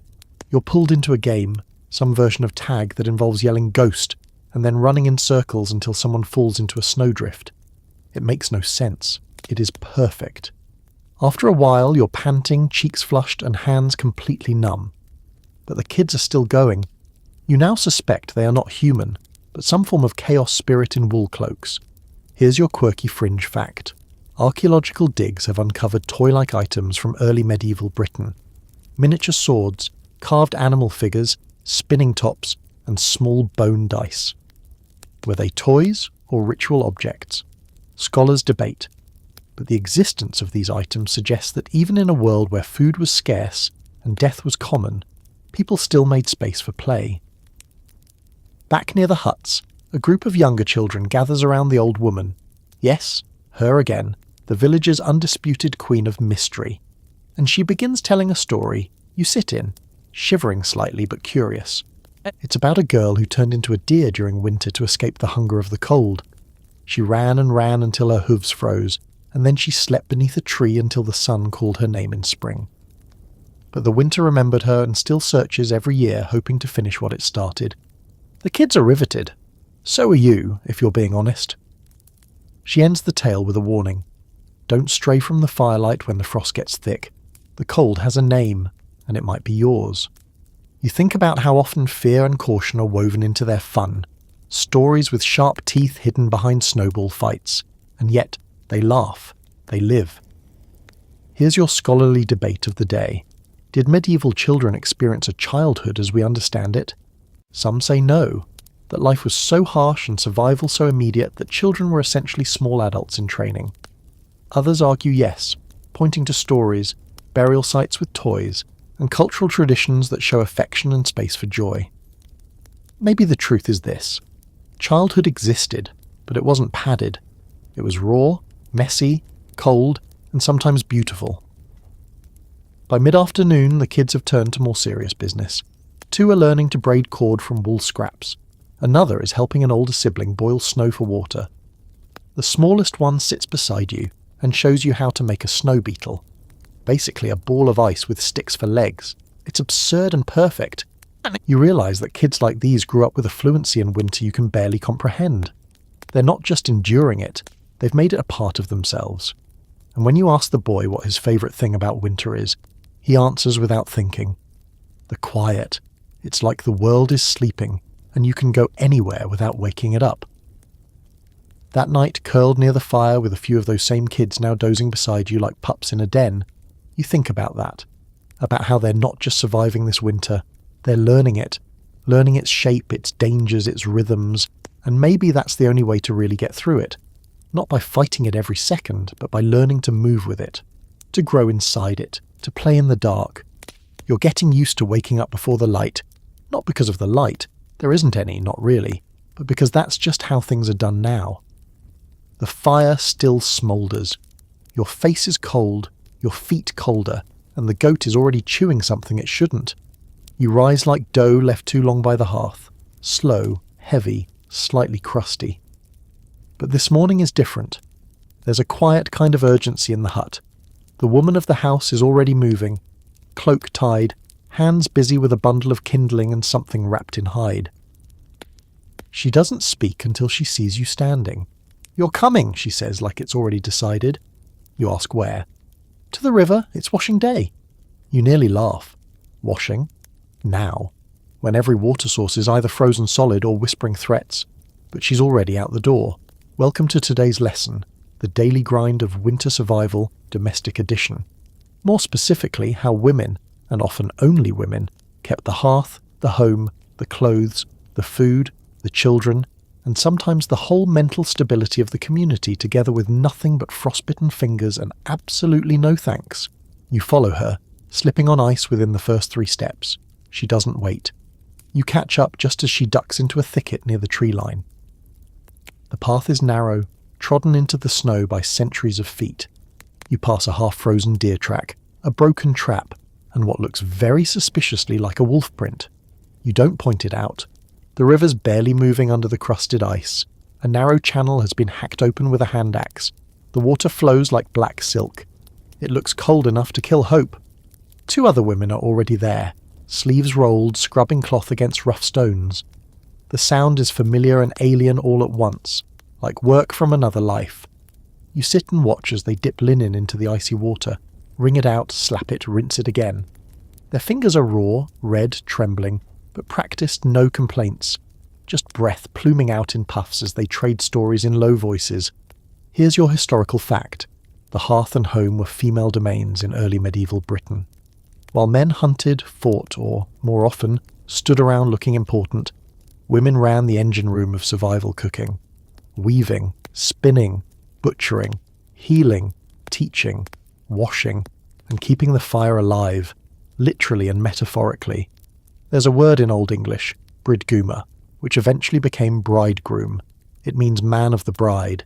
She was the anchor, he was the addition. Back in the village, the routine continues. You're invited, no, expected, to help with everything. And you do. You grind grain into meal using a hand quern, a 2-stone setup that makes your shoulders scream in protest. You haul buckets of snow inside and set them by the fire to melt. You peel root vegetables so knobbly and gnarled they look like angry garden gnomes. And all around you, the women move like clockwork, each with her role, each with a rhythm. One spins wool with a drop spindle dangling from her fingers. Another patches a tear in a wool tunic, using thread pulled from an older, deconstructed one, nothing wasted. Not time, not fabric, not energy. You finally ask one of them how she handles it. All of it. The endless cycle of freezing, working, tending, waking before dawn, sleeping after everyone else. She shrugs. The fire needs feeding, same as you. Here's your quirky fringe fact. In some traditions, the hearth fire wasn't just practical. It was sacred. Some believed it housed a goddess or spirit, and that women were the ones who communed with her. Keeping the fire going was more than survival. It was communion. Letting it die? That wasn't just risky. It was disrespect. You look at the fire differently after that. Later you join in preparing a remedy for the sick child 2 huts over. It involves boiling a mixture of pine needles, wild garlic, and something that smells very much like old feet. It's fed to the child in small doses mixed with warm goat milk. You hold the cup while the mother coaxes her son to drink. You watch the lines in her face, the way her hands don't shake even though her eyes do. You recognize it. The performance of calm. Something shared by mothers across every century. Then there's the child's grandmother. She's sharpening bone needles for sewing and muttering to herself in what you're fairly sure is a prayer, or maybe a negotiation. Every so often she throws a pinch of ash into the fire. You don't ask why. Here's your scholarly debate of the day. Were women in early Britain respected as essential leaders of the domestic sphere, or merely tolerated as unpaid labour? Some argue that their skills were deeply valued, especially in small, tight-knit communities where survival literally depended on domestic wisdom. Others point out that women had little legal power, limited voice in community decisions, and often bore the brunt of blame when things went wrong. Hello, witch accusations. The truth? Complicated, as always. What's undeniable is this. If you remove the women from this village, the place collapses in about a day. The fire goes out, the stew burns, the clothes unravel, the children starve, the herbs run out, the goats get milked wrong and bite someone's finger off. You spend the afternoon weaving a mat from dried reeds under the supervision of a woman who corrects your technique every 17 seconds. When you finally get it right, she grunts. You beam like she gave you a crown. She didn't. But she does hand you a piece of smoked meat when no one's looking, which is better. Before bed, the woman from your hut wraps her hands in linen strips soaked in fat. Her knuckles are split from washing, spinning, sewing. You offer to help, she lets you. You wrap her hands carefully and watch the tension fade from her shoulders just a little. Good firekeeper, she says. Maybe even a decent snow stirrer. High praise. You smile and settle in near the hearth. The goat sighs, the fire crackles. The day ends, as always, with smoke and silence. But tonight, as you watch the women around you preparing for another day of unending cold, you understand something you didn't before. Winter doesn't just belong to warriors.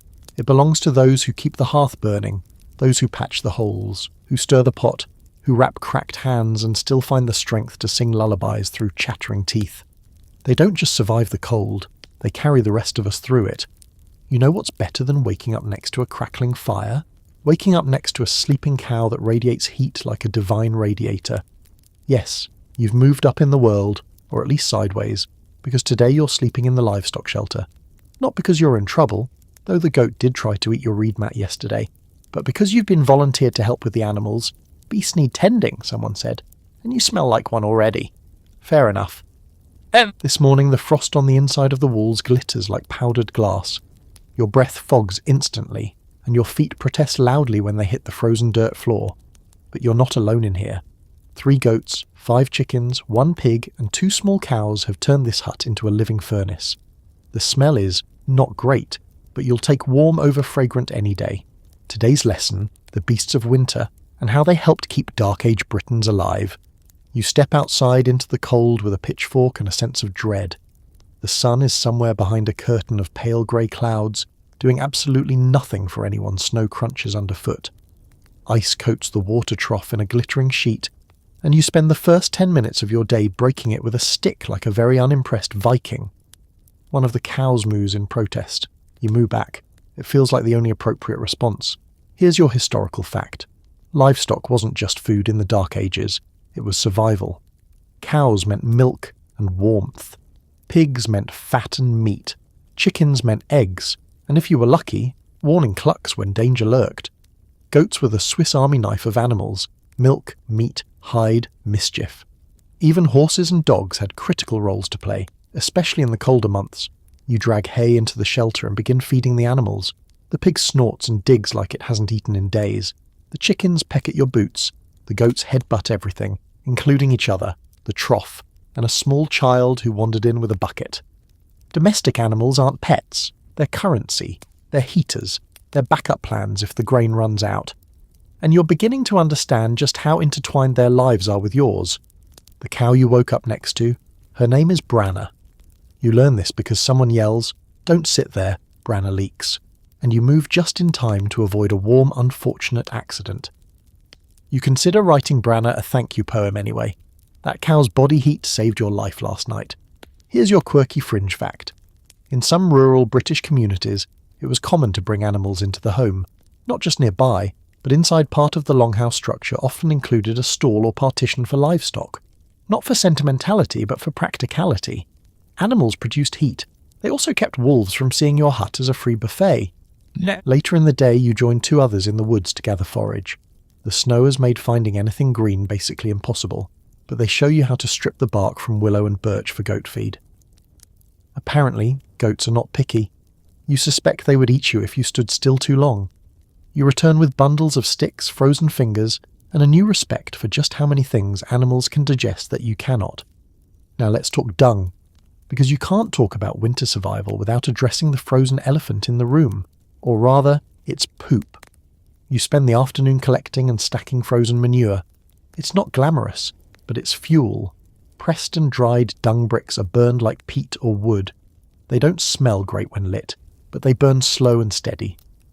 And when the fire's the only thing standing between you and hypothermia, you learn to breathe through your mouth. Dung's also used as insulation, mixed into daub for wool repair, and in some cases as part of emergency wound dressings.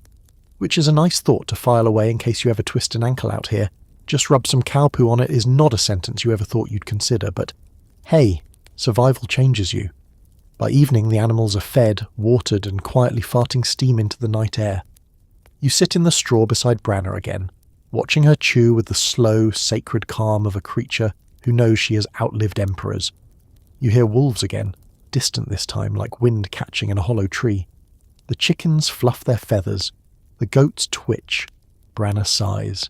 And that brings us to the scholarly debate of the day. Were animals truly seen as partners in survival, or just tools? Some argue early medieval Britons had deep respect for their animals. Many grave sites include animal bones, suggesting a connection beyond utility. Others say animals were purely economic units: eat, milk, haul, die. The emotional bond is questionable. You're not sure where you fall on that spectrum, but when Branna rests her head against your side, you feel a flicker of something warmer than fire. Back in the main hut, stew is bubbling, and someone is carving buttons from cow horn. Another is stitching a child's shoe with pig gut thread. Nothing is wasted.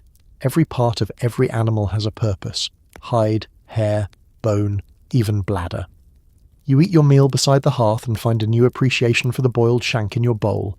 It's not just dinner, it's Branna's cousin, possibly her ex. The fire is fed with split logs and a few well-dried dung bricks. It smells faintly of regret, but burns beautifully. You sleep again in the animal shelter that night, curled between goats and hay and the strange peace that comes from knowing the beasts around you are warm, well-fed, and not currently dead. That's a victory. As you drift off, the pig snores, the cow shifts, and somewhere in the distance the wolves keep singing to the trees. But they don't come close, because the humans have fire, and the humans have beasts, and together they're just stubborn enough to make it through. Snow is falling again, not in the pretty, soft-focus holiday card kind of way. This is horizontal snow, sideways, driven by a wind that seems personally offended by your presence. It shrieks across the roofs, blasts down the chimney holes, and punches you directly in the soul the moment you step outside. You last 3 minutes before diving back into the hut and declaring you're now in charge of indoor morale. No one laughs, too busy reinforcing the door with bundles of straw. Today's story is not about goats or root stew or the fire that won't stay lit. Today is about what happens when the weather turns against you and the people think it's on purpose. Because there's cold, and then there's this. A blizzard that howls like it's got business with your ancestors. A storm so wild it makes you start wondering if someone did something wrong. Spoiler. That's exactly what everyone else thinks. Welcome to the world of omens. The hut is dark even during the day. The smoke hole has been covered to trap what little warmth remains, and the fire burns lower than usual to conserve fuel. Everyone's packed in tightly.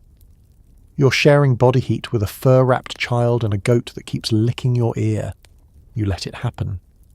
The wind slams against the walls again. A wooden beam groans. Someone whispers, "It's punishment." You look over. The woman next to you is staring into the flames, eyes glassy. She holds a bundle of herbs in one hand, wrapped in red thread. You ask, "Punishment for what?" She shrugs.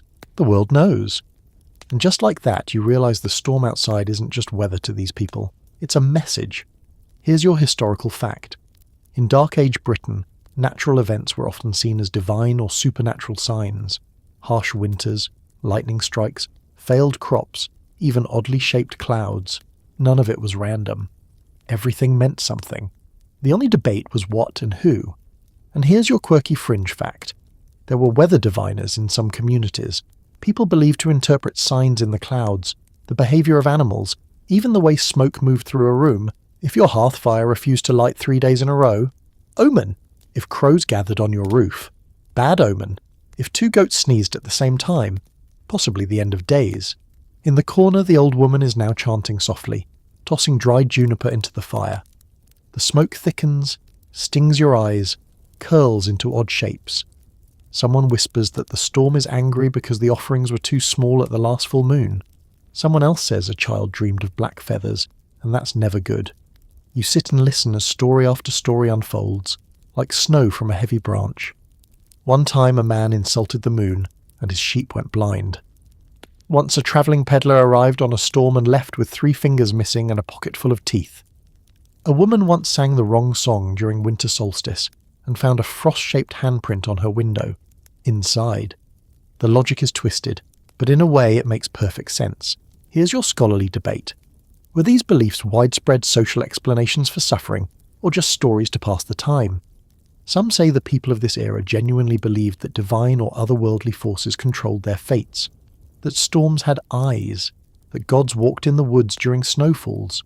Others argue these stories were functional, ways to process trauma, loss, or just plain rotten luck. Modern scholars still find charms, runes, and symbolic markings near hearths and doorways that suggest the spiritual and meteorological were hopelessly entangled. You think about that as the wind screams again, louder now. Someone begins preparing a protective charm for the hut. It involves charcoal, a feather, and what might be a pigeon skull. You don't ask questions. Someone else marks the doorframe with ash, drawing crude spirals and runes. One looks like a bird's foot. Another looks suspiciously like a stick figure screaming. The storm rages on, but no one panics, because while the fear is real, it's known. It has structure. The world might be angry, but it's a familiar anger. You can mark it with ash. You can whisper a chant. You can tell a story about it. That gives you power. Or the illusion of it, which in the middle of a blizzard is really the same thing. And then just when you think the hut might lift off the ground and launch itself into the void, quiet. A sudden, eerie stillness. The kind that makes everyone freeze. The fire flickers strangely. A knot in the wood pops like a snapped bone. And then a child in the corner starts to cry. Not a loud wail, just a quiet, confused sobbing. No one moves. The old woman walks to the door. She places her hand against it. Then, just as slowly, she steps back and says, "It's past." And that's it. The storm, as suddenly as it arrived, is gone. Outside the snow is high, the air silent, the world white and muffled and still. You all stare into the fire for a while longer. No one celebrates. No one speaks. Eventually someone stirs the stew. Someone else adds a handful of dried herbs. Life resumes. But everyone looks just a little more sideways at the sky that night, just in case it decides to speak again. You fall asleep wrapped in fur and quiet thoughts, wondering what message the next storm will bring, and whether you'll be wise enough to hear it. The sun finally shows its face, not for long, and not without a heavy layer of wintry attitude, but for the first time in what feels like weeks, the clouds part just enough for that pale, watery light to skim across the snow. You step outside and squint like a mole discovering daylight. You're not alone. Around the village, heads tilt skyward, arms stretch. Even the chickens seem confused. A child points and whispers, "The sky is gold." And honestly, that's exactly how it feels. Today people move differently. It's not warm, not even close, but the wind has quieted and the snow has stopped punishing everyone just for existing. You're sent to the far edge of the village with two others to help clear a collapsed fence and check for signs of animal movement. Possibly wolves. Possibly deer. Possibly whatever left those enormous claw marks in the tree bark 3 weeks ago. No one talks about that one. As you walk, you realise today's lesson is about boundaries. Not just physical ones like fences and ditches, but spiritual and social boundaries too, where the village ends and the wild begins. Where the hearth's safety fades into something far less predictable. You reach the broken fence, where snow has buried most of it like a white avalanche paused mid-scene. One man starts digging, another pulls out fresh stakes. You're on lookout duty, which means squinting at tree lines and pretending you'd be useful if something lunged out of the woods. Here's your historical fact. Dark Age villages were never fully safe. Even in the best winters, there was no real separation between the human world and the natural one. Walls were symbolic. A woven hedge, a line of stones, a ring of thorn bushes. None could stop raiders, wolves, or disease. But they meant something. A claimed space. A human space. You ask the others if they've seen anything strange lately. One says a fox with 2 tails. Another says she dreamed the woods were breathing. The third just mutters and keeps hammering. You don't press. When the fence is repaired, you all walk a little further into the trees. It's strangely peaceful out here today. The snow softens every sound, a few icicles hang from branches like glittering daggers. You notice strange tracks. Not wolf, not deer. Something with long toes. They disappear under the roots of a tree. Everyone sees them. No one comments. You walk back in silence. Back at the village edge, there's something new. A line of small stones set in a curve around one side of the goat enclosure. You didn't see them yesterday.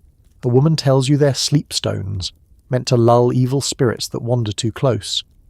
Why now, you ask? She shrugs. The blizzard broke something. Felt it. And here's your quirky fringe fact. In parts of ancient Britain, especially in the north and west, people marked village edges with charms, bones, carved sticks, and runes to keep out the other side. Spirits weren't confined to death. They walked in winter when the world grew thin. You didn't build walls for people. You built them for things that didn't knock. Later that day, you're sent to help clear a path between huts.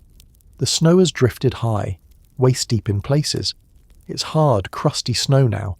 You use a wooden shovel to break it apart and create trenches like a mini labyrinth. As you work, you realise this village is its own fortress, not just from outside threats, but from disorder. Every task, every ritual, every boundary, physical, mental, spiritual, is meant to hold the chaos back. Here's your scholarly debate. Did these communities understand boundaries as metaphors or as literal defences against the supernatural? Some historians argue that charms and boundary rituals were symbolic. Comforting, yes, but not really believed in. Others insist that belief in supernatural danger was real and central to how people structured their lives.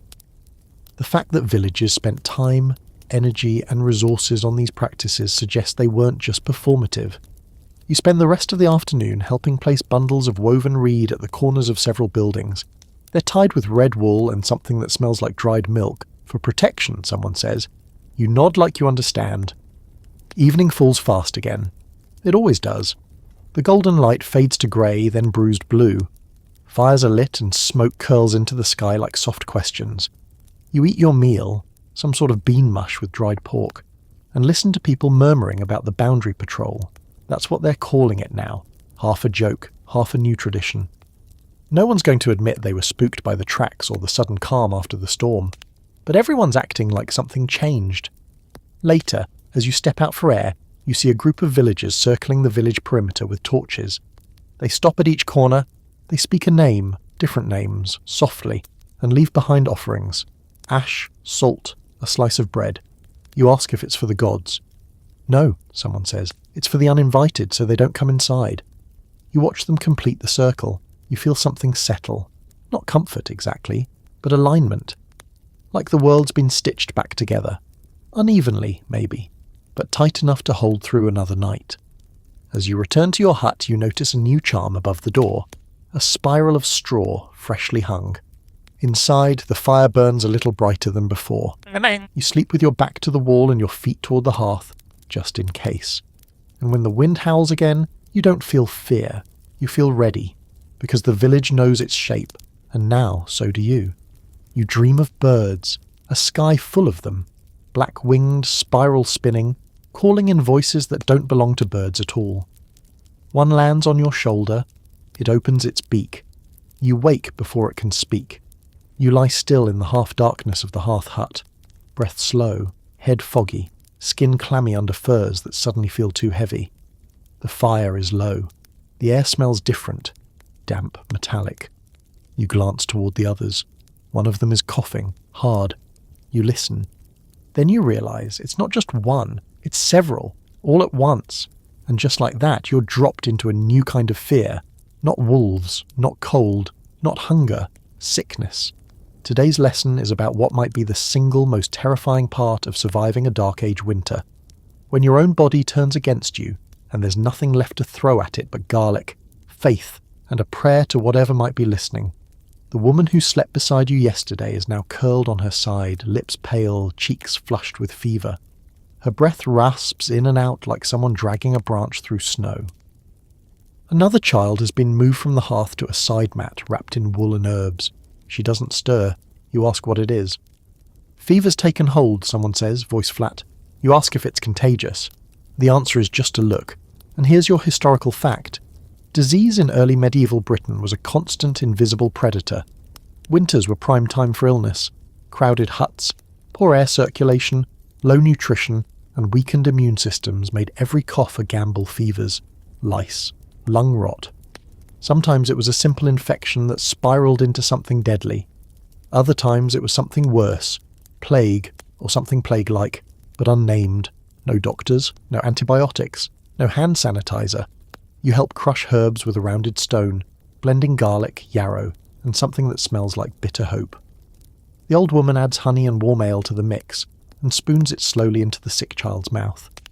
The girl swallows weakly, eyes glassy. Someone is boiling a mix of sage and vinegar over the fire, waving a blanket over the pot to steam the room.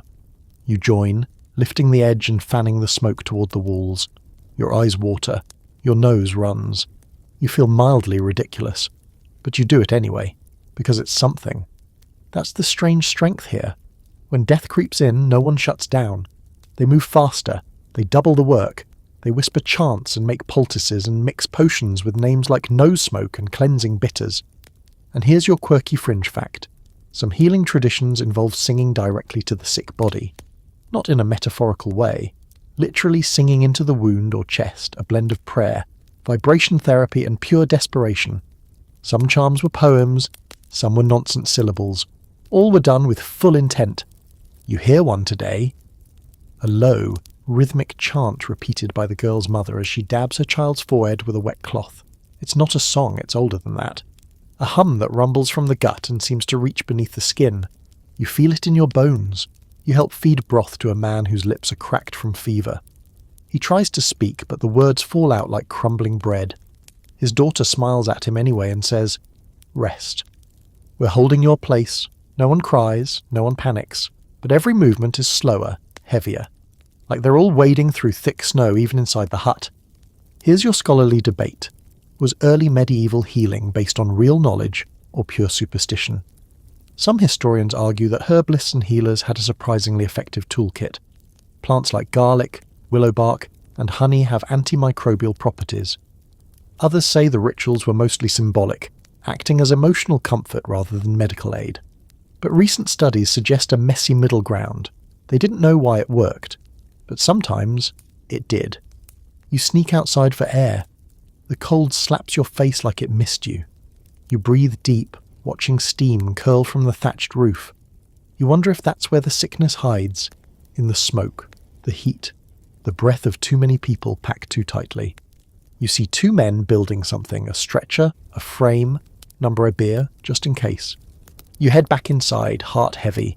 The fire is fed, the herbs are steeped, the children are quiet, even the goats are subdued as if they know. That night the fever breaks for one of them. The old woman grins, teeth flashing like carved bone. She presses a charm to the girl's forehead.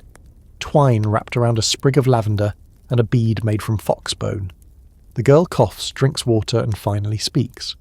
"I dreamed of birds." You sit back, exhaling for the first time in hours. The man, still fighting, the child, still weak. But the fever's not winning. Not tonight. You sleep lightly. Every cough wakes you, every shuffle, every crack of the fire. But you're starting to understand something vital. They don't beat winter through strength alone. They beat it by refusing to leave each other behind, by sharing breath and soup and songs into wounds, by building beer frames just in case, but never giving up before they're needed. And when morning comes, if one person wakes up who wasn't supposed to, that's victory. That's enough. The thaw doesn't begin with sunshine, or it begins with sound. A distant creaking in the woods, a branch snapping, water dripping steadily somewhere just out of sight. You step outside the hut, rubbing the sleep from your eyes, and realize something that shouldn't be happening is in fact happening. Melting. Not much, not dramatic. But the snow that once crunched like old bones underfoot now slushes softly. The air still stings your skin, but the sting's lost its edge. And beneath it all, a new smell. Wet earth, rot. Something just shy of spring. It's not here yet, not even close, but you can feel it. And with the first signs of change comes a whole new risk. Today's lesson is not about how people survived the coldest part of winter. It's about how they survived what came next. Because if winter is the hammer, then the thaw is the splinters. You quickly learn that melting snow means a lot more than water. It means mud. Epic, endless, soul-devouring mud. Mud that clings to your boots like guilt. Mud that hides ice underneath and nearly snaps your ankle in a single careless step. Mud that gets tracked into the huts, into the straw, into your very essence. You will never be clean again. You help dig a runoff trench between huts. It's supposed to guide the meltwater downhill. It kind of works. Mostly it just gives you an excuse to swear in multiple historical dialects. The trench fills halfway with grey slush before collapsing in on itself like a soggy grave. Back near the animal shelters, the ground is worse. You sink to your shins. A chicken disappears for 5 full seconds and re-emerges covered in indignation. The pigs are delighted. The goats, predictably, are thriving in the chaos. The cow, Branna, is stuck. You and 2 others have to dig her out with makeshift paddles, but the worst part isn't the mud. It's what's under it. You're clearing a patch near the edge of the village when your spade hits something hard. Not stone, bone. Someone calls for the old woman. She limps over, squints down, mutters something under her breath. Then she kneels and brushes away the top layer of earth. You recognize it. A rib cage. Human. Young, she says. Old bones, from the lean years. No one speaks for a while. Here's your historical fact. Thaws often revealed what winter buried. In bad years, bodies were left in shallow graves, or not buried at all. Snow hid them. Spring exposed them. It was grim, but also practical. Thaw meant burial, finally. The ground was soft again. You could dig without breaking your tools or your spine. Later that day, you helped build a pyre for a small child who didn't make it through the fever. She's wrapped in wool and lavender, carried silently to the edge of the woods. No one cries loudly, just low songs, and the crackle of wet kindling trying to catch. The thaw doesn't heal everything. Sometimes it just shows you what's broken. Here's your quirky fringe fact. In some parts of Britain, thaw time rituals involved washing the bones, literally or symbolically. People believed the dead needed to be remembered and cleansed before the New Year's life could begin. Some traditions say failing to do so would trap spring beneath the earth. Back in the village, clean-up begins. The roofs need patching. Thatched edges have collapsed under snow weight. You help pull a sodden blanket of straw off a hut and nearly get beamed by a falling icicle the size of your forearm. The walls need reinforcing, the mud's already trying to creep inside, food stores are checked. It's not good. The roots are softening, sprouting prematurely. Mould creeps across what's left of the grain sacks. Someone finds a salted fish that smells like heartbreak. People count, quietly. You hear them at night. 4 days, maybe 5. You hear arguments now. Not loud ones, but sharp ones. About what to eat. Who's pulling their weight. Who broke the reed mat. Who used the last of the good kindling. The thaw doesn't just break the ground. It cracks the nerves. But there's something else too. A pulse. One woman finds fresh nettles pushing up near the waist ditch. She gasps like she's found gold. Another brings in a handful of mushrooms growing on a thawed log. Risky, but edible. A man catches a thin, icy fish in the stream, still sluggish from the cold.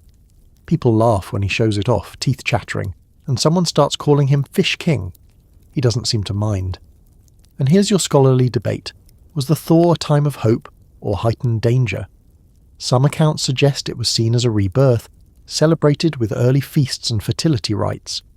Others emphasize the fragility of this moment. When food ran low, illness lingered, and cold still snapped back unpredictably. A false spring could lure people outside only to kill them with one last frost. You feel that danger hanging in the air. People begin talking about the line again, not the one that marks the village from the wild, but the invisible one between survival and collapse. Every winter draws it. Every thaw erases and redraws it. And still they move forward. They reline the paths with straw. They start patching roofs with soaked reeds. They drag the goats out of the mud one by one and check their hooves for rot. The children return to their games, now involving new hazards like surprise sinkholes and don't touch the mould bread. You find yourself smiling. Because if winter is a test, then this. This is the grading curve. Not who suffered least, but who still has the strength to try again. That night the village gathers around the fire. It's not a feast, not yet. But someone brings out a clay pot of stored berries, sour and wrinkled. You each get one. They taste like vinegar and grit, but they're red. They're colour. They're spring in the mouth. You sleep that night with your boots off for the first time in weeks. You wake with cold toes, yes, but not frozen ones. And when you step outside, you hear it again. Not wind, not wolves, but water, moving. You step outside into a world that's no longer white. It's not green yet, not really. But the snow has surrendered. What's left is patchy. Crusted streaks along ditches, shaded hollows still stubborn with ice, but the rest, melted. Revealing brown earth, soaked and raw and steaming faintly in the morning light like it just woke up from a long haunted nap. Everything smells different now. The air is rich with rot, not in a bad way necessarily, but in the way of things ending so that something else can begin. Mud, old straw, decomposing leaves, thawed manure. It's a smell that says, congratulations, you're not dead. Now get to work. Because spring, as it turns out, doesn't arrive with birdsong and flower crowns. It shows up wet, moody and demanding. Today, people are already moving at full speed.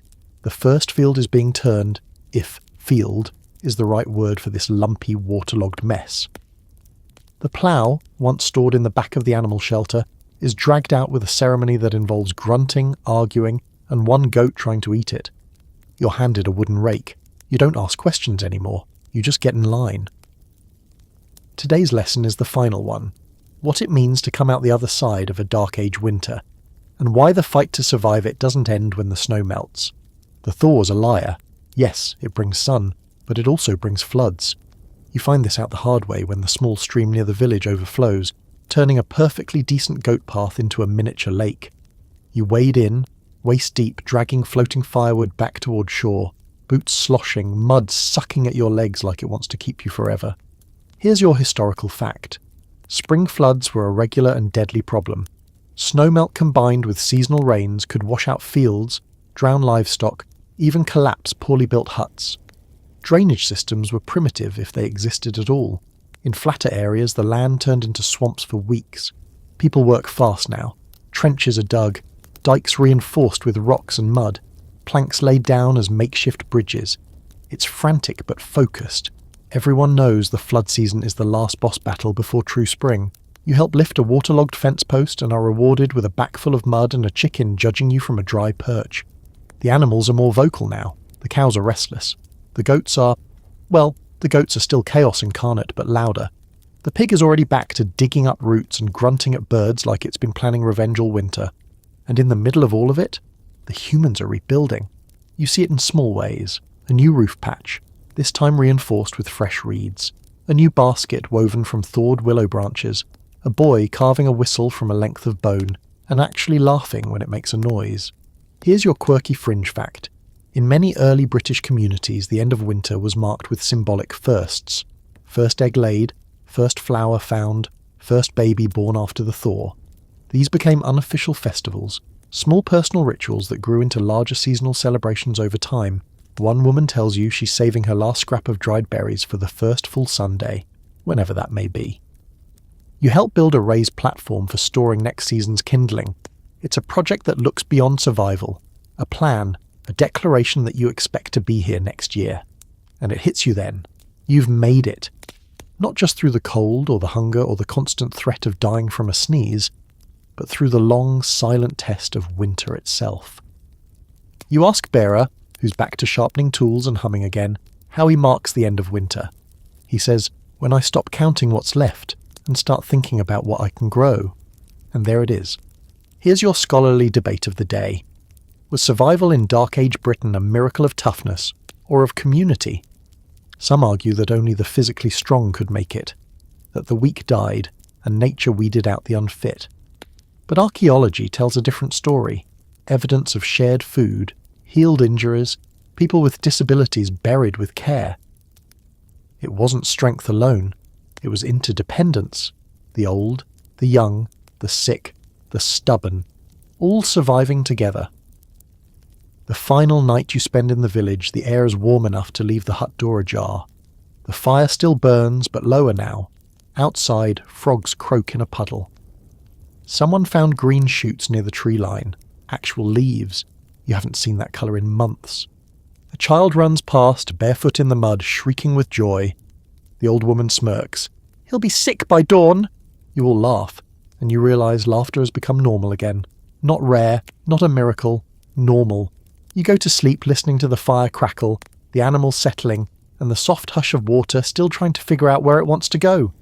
You made it through the darkest cold, through hunger, sickness, superstition and snow that tried to murder you in your sleep. You watch people freeze, cough, bleed, fight, fall, and get back up anyway. They weren't invincible, but they were relentless. So are you. Welcome back to the light. So, you survived. Barely. You ate roots that tasted like wet disappointment. You huddled in huts that smoked like cursed chimneys. You slept next to a cow named Branna and thanked her for her body heat more than once. You broke ice with your bare hands, made peace with goat-related betrayal, and discovered that fermented cabbage is not a treat. You watched people get sick and recover, and sometimes not.